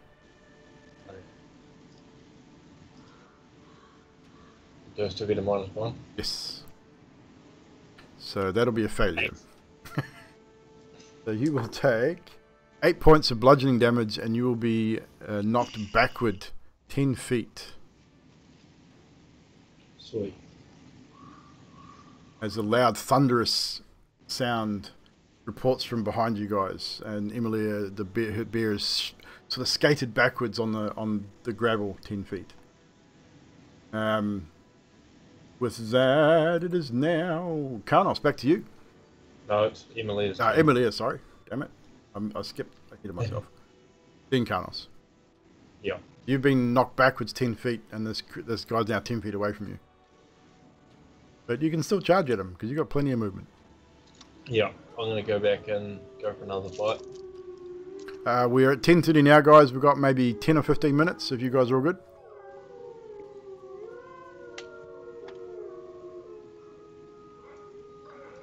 This battle went for a lot longer than I expected. So it's 11 to hit. That'll hit. Sweet.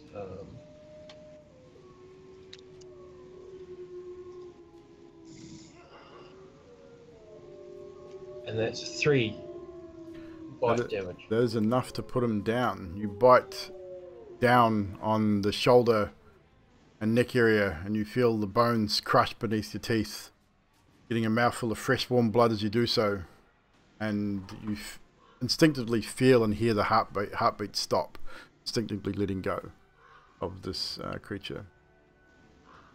Karnos, it is now your turn. Just to let me finish that. What are you going to do? Can I use a bonus action to shape back to human? You certainly can. I will do that and move over towards Zadriel. Okay, no problem. You'd be able to get plenty close enough. You probably wouldn't be able to get like right next to her because there's a few people crowding her at the moment, but you'd be able to get within 10 or 15 feet. Yeah, sweet, that's fine. Karnos. Right. So is where Fibblestib's moved to, does it still put me in flank position?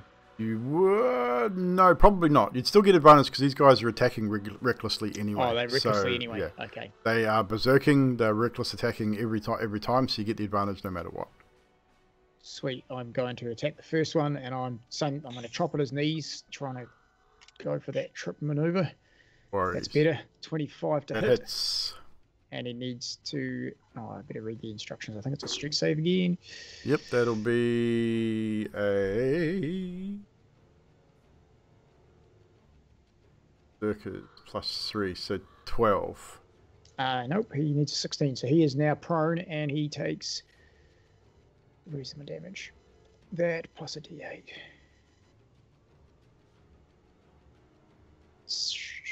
7 plus 6, so 13 damage with that hit. No worries, 13 damage, and he's now knocked prone. And then I'm going to make two more, another strike at him while he's on the ground at advantage. That'll hit. 16's the highest there. And that is 7 more damage as I strike down at his guts. 7 more damage, and you're opening up a pretty good wound there now. He's looking pretty bloody.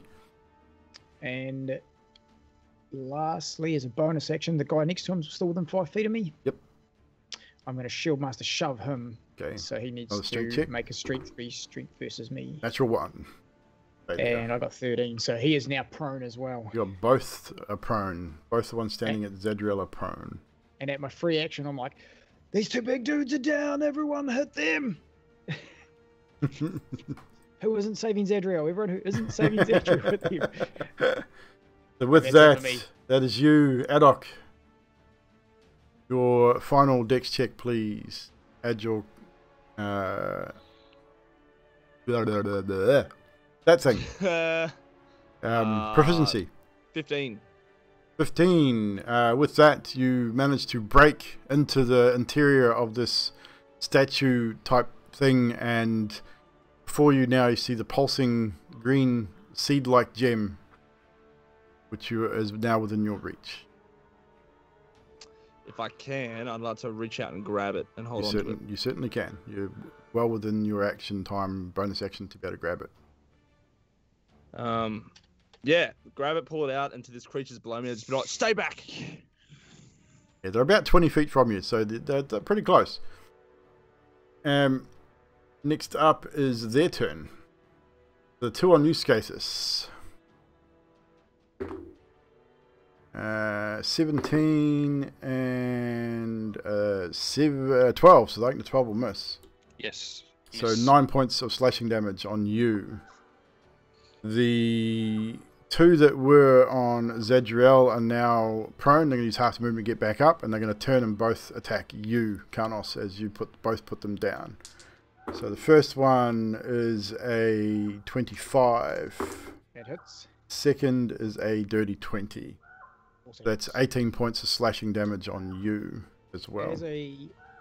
Oh, what's my reaction? Got a reaction? Nah, has to miss me. Never mind. So 18 points of damage. Yep. So with that is their turn. The two on the statue. One makes it to you, Adok. The other is just a little short, but he's going to try and dash. Makes it to you, but cannot attack. So the first one attacks you with a 19 to hit. Would you allow me to use my reaction to cast shield? Is vocal and somatic or just vocal? Yes, vocal and somatic. You would not be able to cast it, otherwise you would either have to drop the seed or drop your grip on the side of the statue. So you could cast it, but there is a consequence. Up to you. Now, just take the Just hit. take it. So 9 points of slashing damage as he slams into you with one giant swing from his axe. Next up is Skatus. Still have 2 on you, sir. Now I get an advantage You against do get them, advantage, indeed. which I haven't been using. Yeah, just remember they are attacking recklessly at all times, so the advantage extends back as well. They get advantages as well as you guys. Okay, so I can roll again. Yes. Roll twice, take the highest. Okay, so 16 to hit. That hits. 5 damage. 5 points of damage. 24 to hit. That hits. 5 points of damage. 5 points of damage. He's looking pretty rough. Still standing though. That's it for me. That's it for you. And next up is a Fibblestep.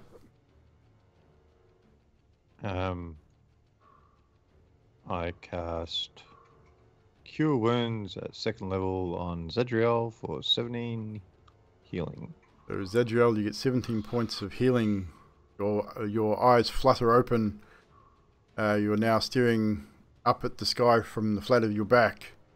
Karnos is engaged in battle with these two creatures.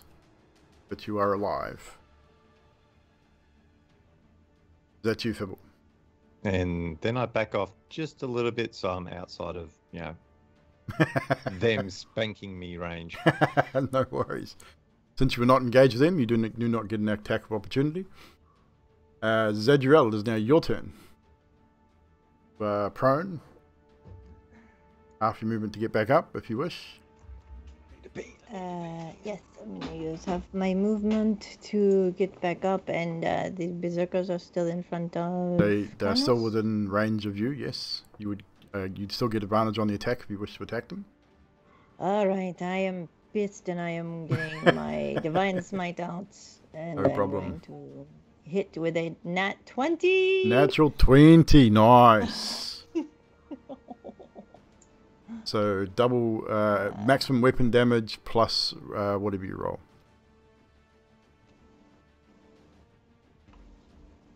32 plus my 2d8. And the divine smite, so yeah. Crazy. 40. Ooh. I'm assuming you're aiming for his head. Yeah. So the guy's turn. This one's turned to attack Karnos, raising his axe, and you've gotten up, feeling a little woozy, but you've raised your hammer, Yelling. one-handed, and just slammed it into the back of this dude's skull. Karnos, all you see is his eyes widen for a second as you hear this thunk, and then his eyes roll back in his head, and he falls slightly forward. You have to sort of sidestep to stop him from falling on you. But as he falls forward, you see the perfect indentation in the back of his caved-in skull of Zadriel's hammer. And Zadriel's standing there. The look on her face is just almost pure anger, eyes blazing in that radiant yellow. Yeah, and my second attack, I'm going to try and hit the other guy for 50. Oh, it's at advantage, isn't it? As an advantage, yes. 21 to hit, 30. That hits. And I forgot to do divine smite, so it's only 12. But I'm yelling. You used your divine smite on the first one, so you couldn't use it. Yeah. So 12 damage, but it's enough. You slam him between the shoulder blades, and he's looking pretty bloody too. They're both getting there. With that, it is now the Druid's turn, which is still alive, Emilia. Is he? No, he's not. He's dead. I forgot to mark it off. I thought he's dead. He's dead. I forgot to mark off his damage. So it's Emilia's turn. So, Who is now who's not bear form. Who's looking in the worst shape, apart from the fact that Zadriel. Zadriel looks like she is definitely taking the most damage from what you can see. Skathis probably looking a little worse for her as well, but Zadriel definitely. Zadriel, sorry. There you go. Emily is going to run up behind Zadriel and grab a feel and cast Cure Wounds. Where you going to cop a feel? 17 heal. Where do you touch? Where do you touch Zadriel? On the hips or on the butt, wherever's out of range of the swinging hammer. You just reach out and just touch her somewhere. You probably touch her on the hip, I'd imagine, and cast your heal. So another 17 points of healing from Emilia. Is that your turn, Emilia? I'm gonna move back away from the combat. No problem. You move out of combat range. Carnos, back to you. You still have two standing. They're looking a little worse for wear. Carlos drops his shield, takes a deep breath, and he uses second wind, which gives him a D10 plus 7 HP. Yep. I'm going to roll that first. Alright, 8 plus 7, what's that? 16, 15. And then I'm going to swing hard at the closest one to the one that looks the worst. Yep, oh, no worries. One of them's gone down, isn't he? So it's just the other one. You've got one down, so you got one left. There's two on Skater still, but one with you and Zadriel, yeah. Sweet. So yeah, I'll slam that one. I'm going to drop my shield and do it too. I'm going to let the shield go and do it two-handed. Okay, two-handed? Go for it. Yeah, that's the way to go. Right at his freaking neck. That is a 17 to hit. That hits. And 11 damage. Oh, hit the wrong button. 11 damage. And then I swing around and take the same strike in that same sort of clavicle area now. Oh, that was so close to a natural 20. 16. Hits. And 11 damage. 11 damage. That is you. So, Adok, it is now your turn. You have these two clambering up. You've got one with you, the other one's with you now. They're both within striking range. What do you do? I've got the ability Nimble Escape, but I'm not sure if you'd let me use it when I'm climbing. What does that do? It lets me use my Disengage or Hide as a bonus action on each of my turns. You can use Disengage, but you're still going to have to make an athletics check to move down if you want. I mean, you could jump 45 feet. No. Hell no. You'd take damage, but... Yeah. There's a shoulder, right? Yeah. Because the heart, there's a shoulder. Yeah, Does it you look could like I climb. stand on top of the. You could climb up, definitely. Yeah, fantastic. So I'd like to use a Nimble Escape to disengage and then dash. So I use 60 feet and climb up. You want to get to the shoulder? Yeah. Shoulder's only about 15 feet away. Oh, never maybe mind. Maybe 10 or 15 feet. You don't need to dash. Yeah. So you use your bonus action to make an athletics check, just to because you still got to climb. 13. It's a little bit of a struggle, because you got this gem in one hand, so you're kind of climbing one-handed. But you manage to get up on the shoulder, which puts a bit of distance between these guys. You do get an attack of opportunity from both of them, though. I know you disengaged. You're fine. My bad. No, that's all right. Damn it. Okay, cool. That's all good. You can hit me if you want. It's up to you. You're good. You disengaged. You're fine. All right, cool. Yeah, I'm allowed to use my free action to put the gem in my away in my pocket or something. Fantastic. You got a bag. Do that. You got a backpack. You Yeah, can put it great. in. Slam it in that, and then with my action, I'm gonna get my little blowgun flute, and it's gonna glow red hot, and I'm gonna cast Scorching Ray. Okay. At one of these berserkers. Yeah. Well, I've got I think 3 beams that I can. Okay, choose. so you can hit all 3 at one, or can you? Yeah. Is it multi-target or one target? Where you can choose. Multi-target. I can choose within range. Okay, go for it. So 1 at each, or 2 at one at the other. So, so the first ray is 11 to hit. That will miss. Fantastic. Second ray is a natural 1. That'll also miss and strike the statue, causing more fire damage to the statue.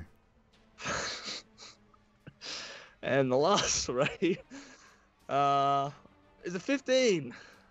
That'll hit. Fantastic.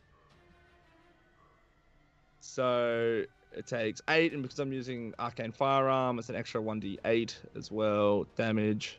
So it's 8 plus 1.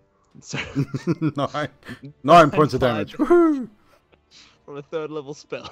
Fiddlestip, is your fire sphere still operating? Nah, I dispelled that when I ran off. So. Okay, cool.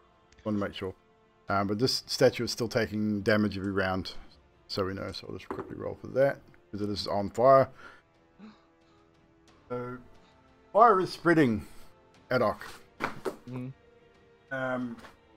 The 2 berserkers will probably take fire damage as well, because they were in the midst of it. They don't seem to be worried by it, however. They don't seem to care that they're on fire and are still ascending towards you. Next up is their turn. So we have 2 on Skathis. Skathis, that will miss with a 9 and a 17. So 9 points of slashing damage for you. Karnos, there's 1 dead, 1 on you. He would miss with a 15. Yep, sorry.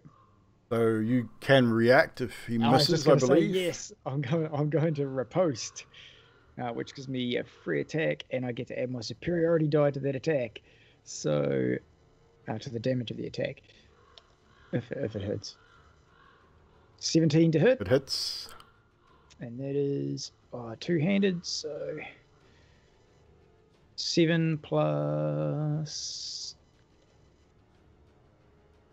Come on, baby. 10 all up. 10 all up. 10 damage. Not quite enough to put him down, but he's not looking healthy at all. The 2 on the statue now start scrambling up towards you, Adok. They both pass their check, so they make the 20 feet or so distance back up to you, and they both make their attacks. These will be just straight rolls, so it'll be a 17 and a 19 to hit. That's 18 points of slashing damage. I'm making their rolls straight rolls because of being hanging on the side of the statue, so there's no advantage. You will still get the advantage on them if you attack them. You're muted, by the way. If I can I use my reaction to cast Shield? Yes. Raise my AC to 20. So Adok's just going to put out his hand, and a magical force field is just going to surround him. Okay, so both of those attacks will miss. Yeah. He will not take the damage. It's fine. And with that, Skathis. Okie dokie. Attack. What do we get? Ooh. Just for good measure. So 22 to hit. It hits. 5 damage. 5 damage. Okay, this is taking a little longer than I expected. 13 to hit. It hits. 6 damage. We're getting close though, guys. Is that your turn? That is. So next up is Fibblestep. Alright, so 2 on there's Skathis, one. 2 on the statue. And 1 standing in front of Karnos. And the one that's near Karnos is nearly dead, right? He's looking pretty unhealthy yet. Okay. The ones, I'm going to firebolt one of the ones that's near Skathis because he hasn't hit them at all. Oh, he's whittling them down slowly. Dirty 20. That hits. Takes 9 points of fire. 9 fire damage. And that's me done. That's you done. They're both looking pretty bloody too, by the way. So with that, Zadriel, it is your turn. I will hit the nearest one to me. Yep, which is the one that's almost dead. With my hammer. Is he still flanked? You get advantage anyway because of the berserk, so it doesn't really matter. So 13. 13, that hits. 7 damage. 7 damage. Not enough to put him down, but he is not looking good. And try again with a 15 That hits. and 10 damage. That is enough to do it.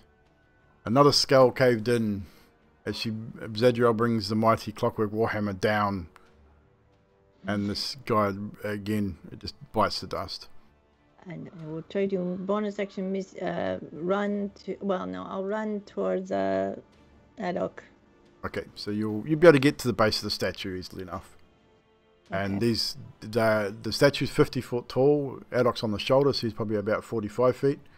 And these guys are within 5 feet of him, so they're about 30 feet up, 35 feet up. If I misty step up, can I hold on to something? Would have 30 to feet? make an athletics check to do so, but you could certainly try it.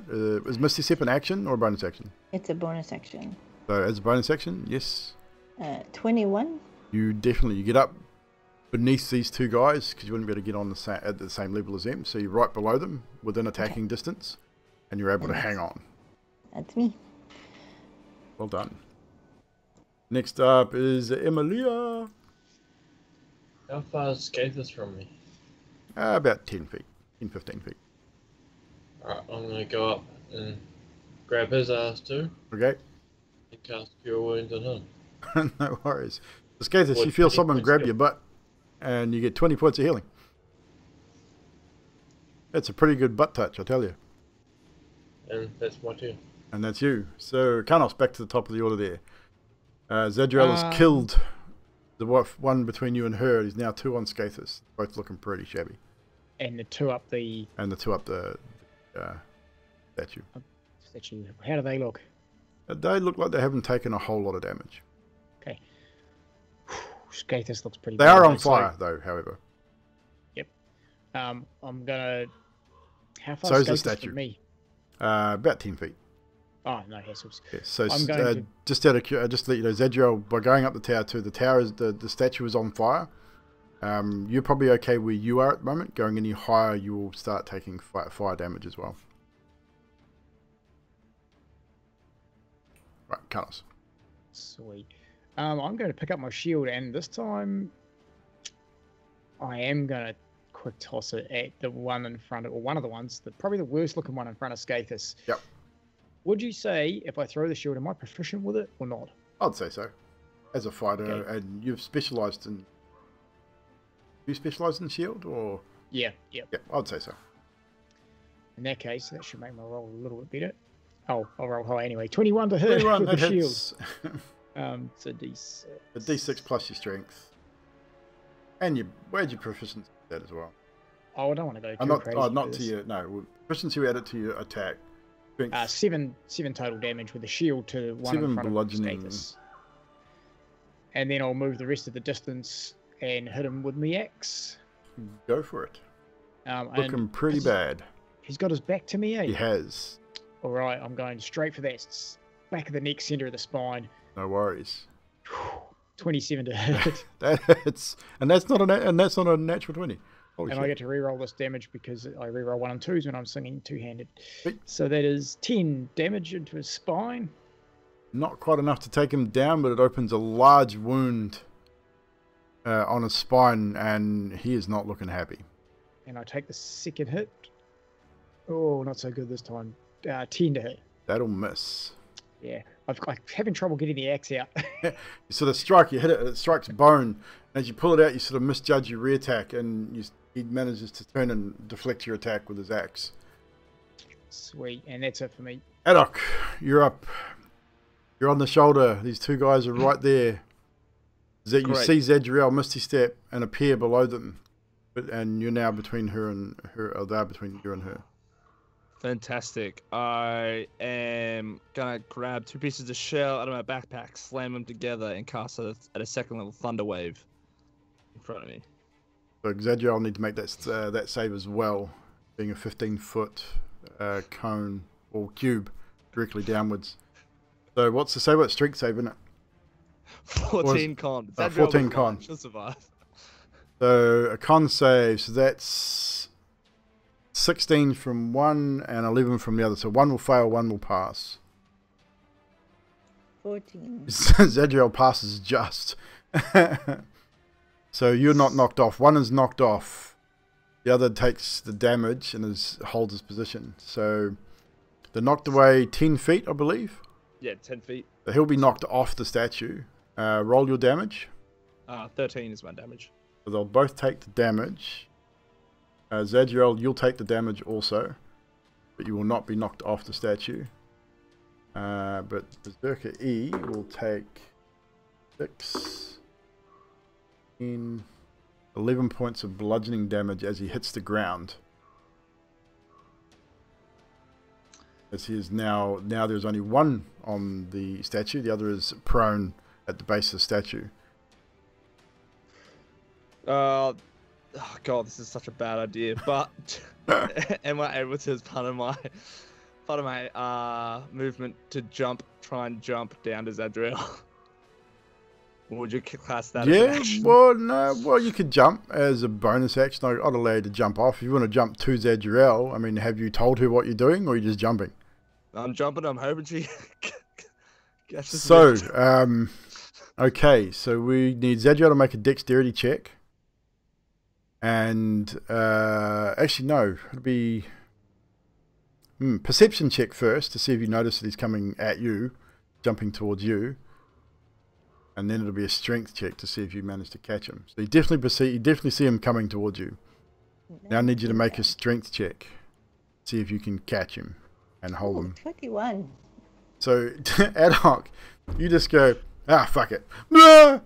And you dive forward directly towards Zadriel. This Berserker is going to get an attack of opportunity as you fly past him, however. With a natural 20. Oh, shit. So that'll be 18 points of slashing damage as you fly past. He just reaches out with his axe. He goes, "Gah!" and catches you as you fly past. And Zadriel, you manage to catch his arm as he falls past you and grab onto him and pull him back in towards yourself. Is that your turn? That's it, yeah. It is now the Berserker's turn. So we'll resolve the statue first. One on the statue just took an attack opportunity at you, ad hoc.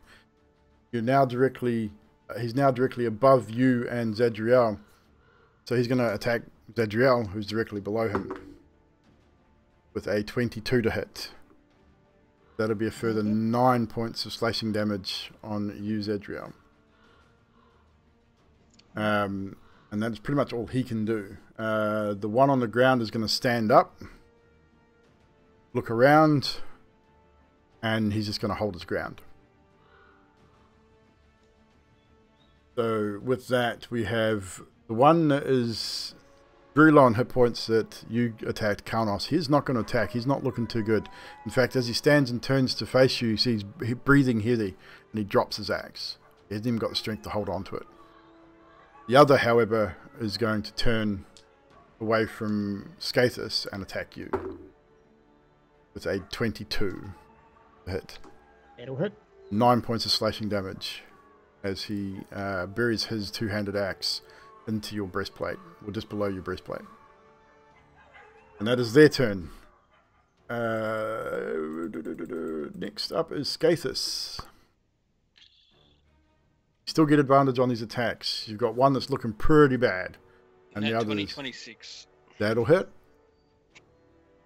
You going for the one that's looking really, really bad without his axe, or the other one?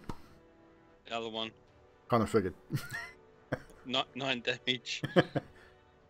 That with your crit? Yep. 9 points of damage. Catch him right in the kidneys as he turns to face Kaunos. Not looking too happy. Dirty 20. That hits. 4 damage. 4 damage. Another kidney shot. That's it. Still up, but he's breathing heavy. Next up, Fibblesib.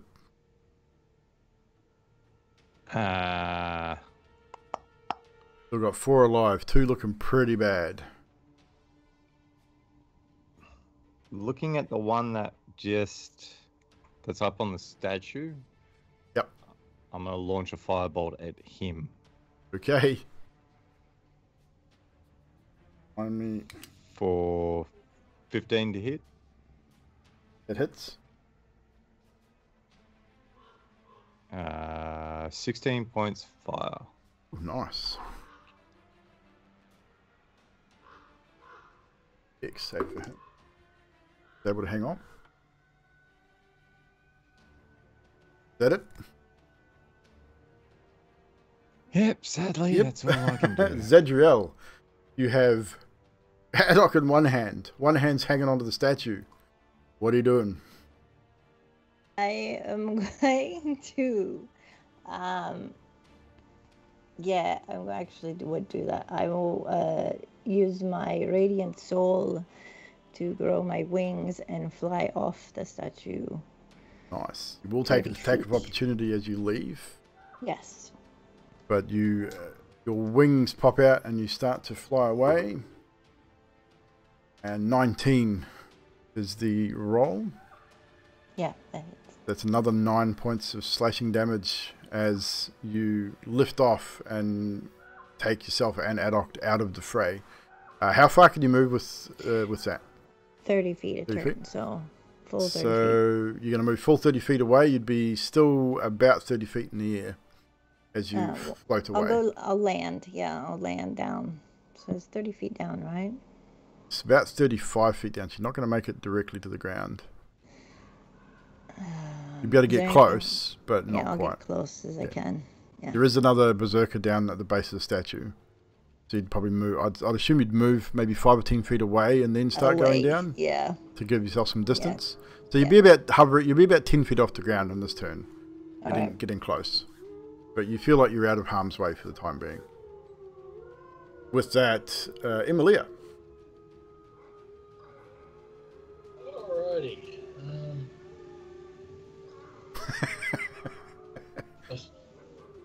How far's Fibble stood from me?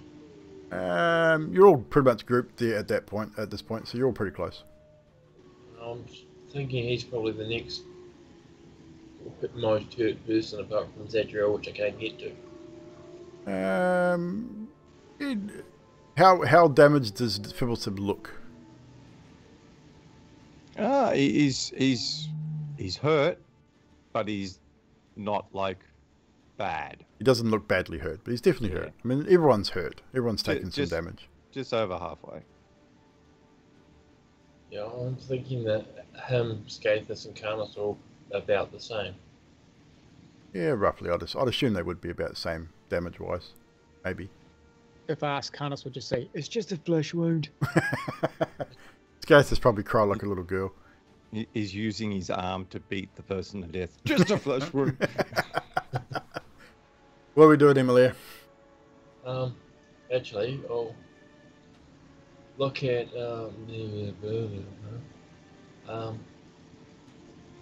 looking back at Zadriel, and I'll use Healing Word, which is a ranged one.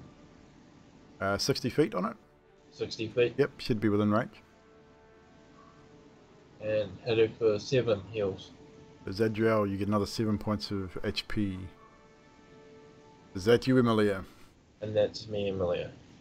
Back to the top of the round, but before you have your turn, Carnos, is at this point that you start hearing the cracking and creaking of tree branches, and you sort of look to your right and start to see the statue start to crack and crumble at its just below waist, and it starts to tumble and fall.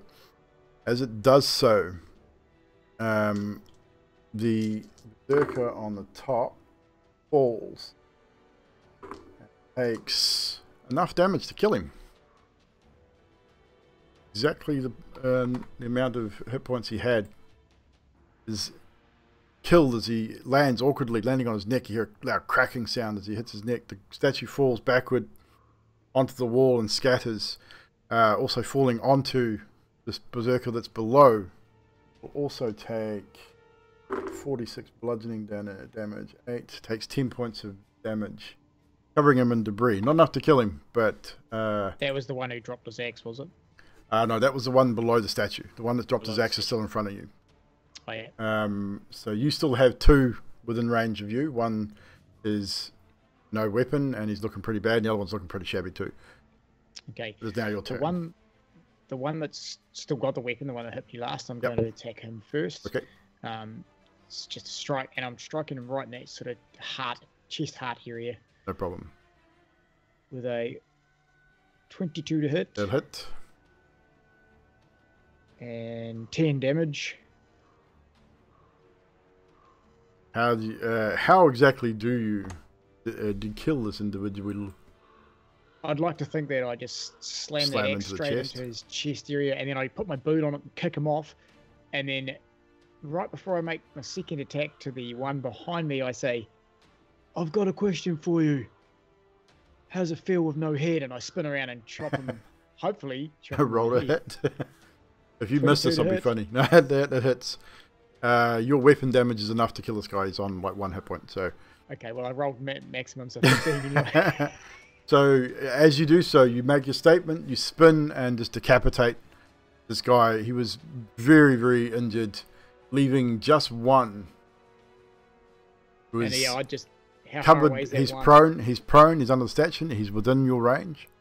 I'm just gonna stroll with purpose right over to him. I can't do anything else because that's that's my two actions. That's I your don't have a two bonus. attacks. So you can see he's under a bunch of debris. He's bloody. He's hurt.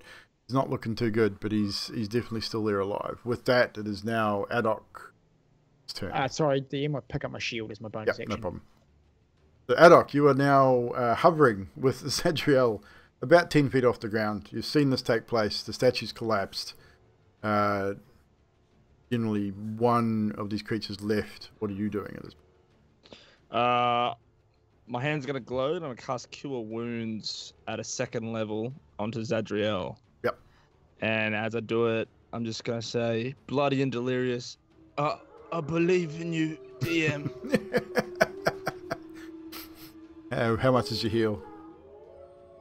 12. 12. So another 12 points of healing for you, Zadriel. Is that your turn, Adok? That is my turn. Yeah. With that, it is now the Berserker's turn. He's going to stand up. And he's going to attack you, Karnos, with his last-ditch effort, his last lot of energy. Recklessly, as usual. And he will miss, because he is very damaged. So, Skathis, is now your turn. You are about 15-20 feet from this individual. If you wish to go in and finish him off, you can. I'm going to go do a flying jump kick, but strike anyway. No worries. Roll to attack. That'll 20 to hit. That'll hit. 9 damage. That is enough. Skatus charges in just flies past you, Karnos. Flying sidekick. Strikes this guy right in his sort of upper chest and throat area. The cracking of bones and the gurgling of strained breath is heard as he is slammed backwards into the remnants of the statue, and it impales him on a large branch that is jutting out from the base of the statue, thus ending his life and ending our combat and ending our initiative. That went a lot longer than I expected. But No worries. very cool. Well done, guys, on your combat. It was extremely well done. We'll quickly just shoot around and get some moments for everyone before we finish up. I know we have characters here that do need to head off. Got work tomorrow.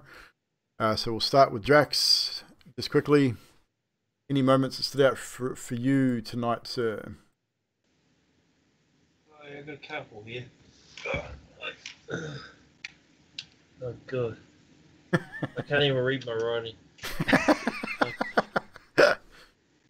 The Karnos repair talk with Fiddlestip Yes, that was really good too. early in the thing. Zadriel's request for a new bear to the Druid people. Yep. That feels like a month ago right now. That's why I can't read it. Adok's jet fuel comment. Definitely. Then going, oh, you won't know what that is. I don't know what that is. Michelle flipping off Cameron. That was funny. Skatus. Yeah, it's the Fibble and Karnos resurrection and disembodiment, and all of that. That was awesome. And Adok, yeah, loved that one, just in general. And of course, Strahd. That was fucking awesome. Well done. Yeah, that was very well done indeed. Zadriel. I liked Carnos's comment. You call your kid bastard. I like that one. And thank you for letting me have a bear delivery made. That was pretty cool. So That was cool. No, it was fun. It was something different. Why not? It's flavour. Adok. Mr. Stibbs' use of fire on an effigy made out of sticks and wood, and his response is just, hurry up. Definitely. So I thought that was good. I also like Drax, transforming into a bear and just tearing shit up. That was kind of cool. So interesting to see what happens, because it's just something like you can't drain the blood or kill someone. Like she can't do it because she'll transform. So I'm interested to see what will happen. Yeah. There's a specific way it has to be done, and hasn't done that yet. So. Okay, cool. Yeah. But yeah, either way, it was just awesome. Yeah. Seeing it jump into the middle of it and just tear shit up. Definitely a specific way. I've planned it all out. So. And I just have. I also love the cost budget version of Captain America with Karnos just missing everything. I only threw and missed the once. Just so you know. In my head, it was every time. That was the talked about it. Having the conversation with Karnos about rebuilding him, making him stronger. Definitely, that was pretty good. Turning him into the $6 man. 6 gold.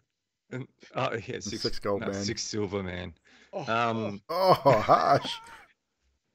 The Adok's climbing up. It's like, yeah, I got the heart.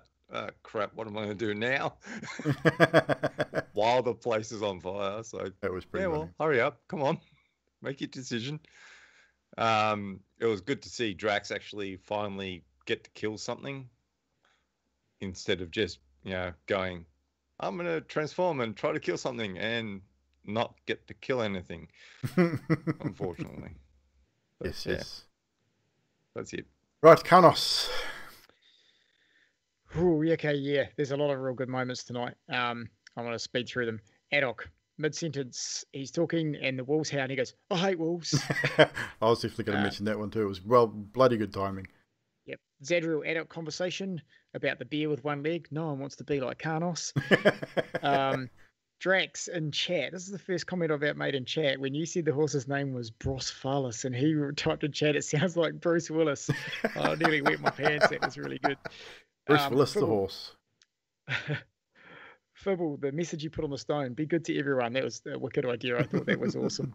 And my Adok believing in DM, like he's really starting to take this DM god seriously. But my top of the night, absolute most is Skathos's massive damage with key points, throwing 4 or 5 key points into that one hit and just went pow, pow, pow. I thought that was huge. 52 damage in one strike. It was so good. So good. It was a massive key point dump, but it's so good to see. I just got one thing I saw in chat that Yanti put up about the member. Is that the what now? Stronger, faster. Oh yeah, the whole six gold man. Making the member stronger and faster. Anywho, for me, the Strahd Zadriel conversation, definitely I thought, considering I sprung that on Cam like 4 hours ago when he joined the Discord, it was like, hey dude, I need you to talk to someone, don't care who it is. And he sort of come back and said, maybe Zadriel, maybe we could do it this way. So even the way it was done was Cam's idea. I let him roll with it. You guys improv that extremely well. I thought it was really well done, and it actually turned out really well too. So well done. Thank you very much. And just the banter in general, guys. I mean, Christ, every time we play a session, whether it's Curse of Strahd or Sanctum or Icespire, there's always good humour and good RP, and it seems to get better every time. I'm just having lots of fun. However, it is 20 past 11. We've got a couple of people that need to bugger off to work in the morning, so they're probably really wanting to get going. So thank you everyone for hanging out with us tonight. Thanks, chat. Those of the players that need to take off, feel free to do so. I've got a little bit of a chat to do with the chat, so if you guys need to take off, take off. Cheers. See you Catch you on Friday for Icespire for those that are involved in that, and again on Sunday, or Saturday for Baz, because I'll see him at the same game. Right, chat, any moments from you guys tonight that stood out for you, put them in the chat. Before we raid, I think we're going to raid Pinky 23956. They're also doing Curse of Strahd. But before we go, anyone in chat got a moment that stand out for them, please put it in the chat. If not, we will get ready to say goodnight and raid, because I really need to pee. No chat moments. Right. So, again, thank you very much to Reaper of War with the 10 gifted subs. Appreciate it very, very much. And Rohan of League for the follow. You got nothing, you missed most of it. Oh, sorry, you were lurking. You'll have to watch the VOD. It was a good VOD. Good battle. Very good battle indeed. I think everyone did exceptionally well. And Zadriel becoming unconscious. So when we start next session, Zadriel, I wanted to do it before we finished, but I don't think we've got time.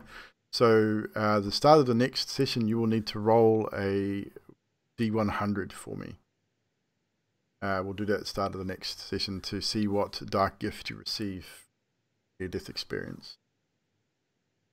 So, but again, team, well done. Managed to bring Zadriel up without any two worries. What was your death save? Was it a pass or a fail? I got a fail over the nat 1. Oh, so it was a double fail. So I would've died. Wow. Yeah. Damn. That was so... Oh, that would have been interesting. So luckily your team pulled through and managed to heal you. I love not having the rolls put on your cheat or called out. That is so cool. Anyway, we're going to raid Pinky. Thank you guys for hanging out with us. Appreciate it very, very much. We will see you back on Yanti's channel on Friday. So make sure you go, if you're not following her, please do so. And come and hang out with us on Friday night for some Dragon of the Icespire Peak. And then again on Sunday, back on Yanti's channel for possibly the final episode in this particular case of Sanctum. Until then, stay safe and take care.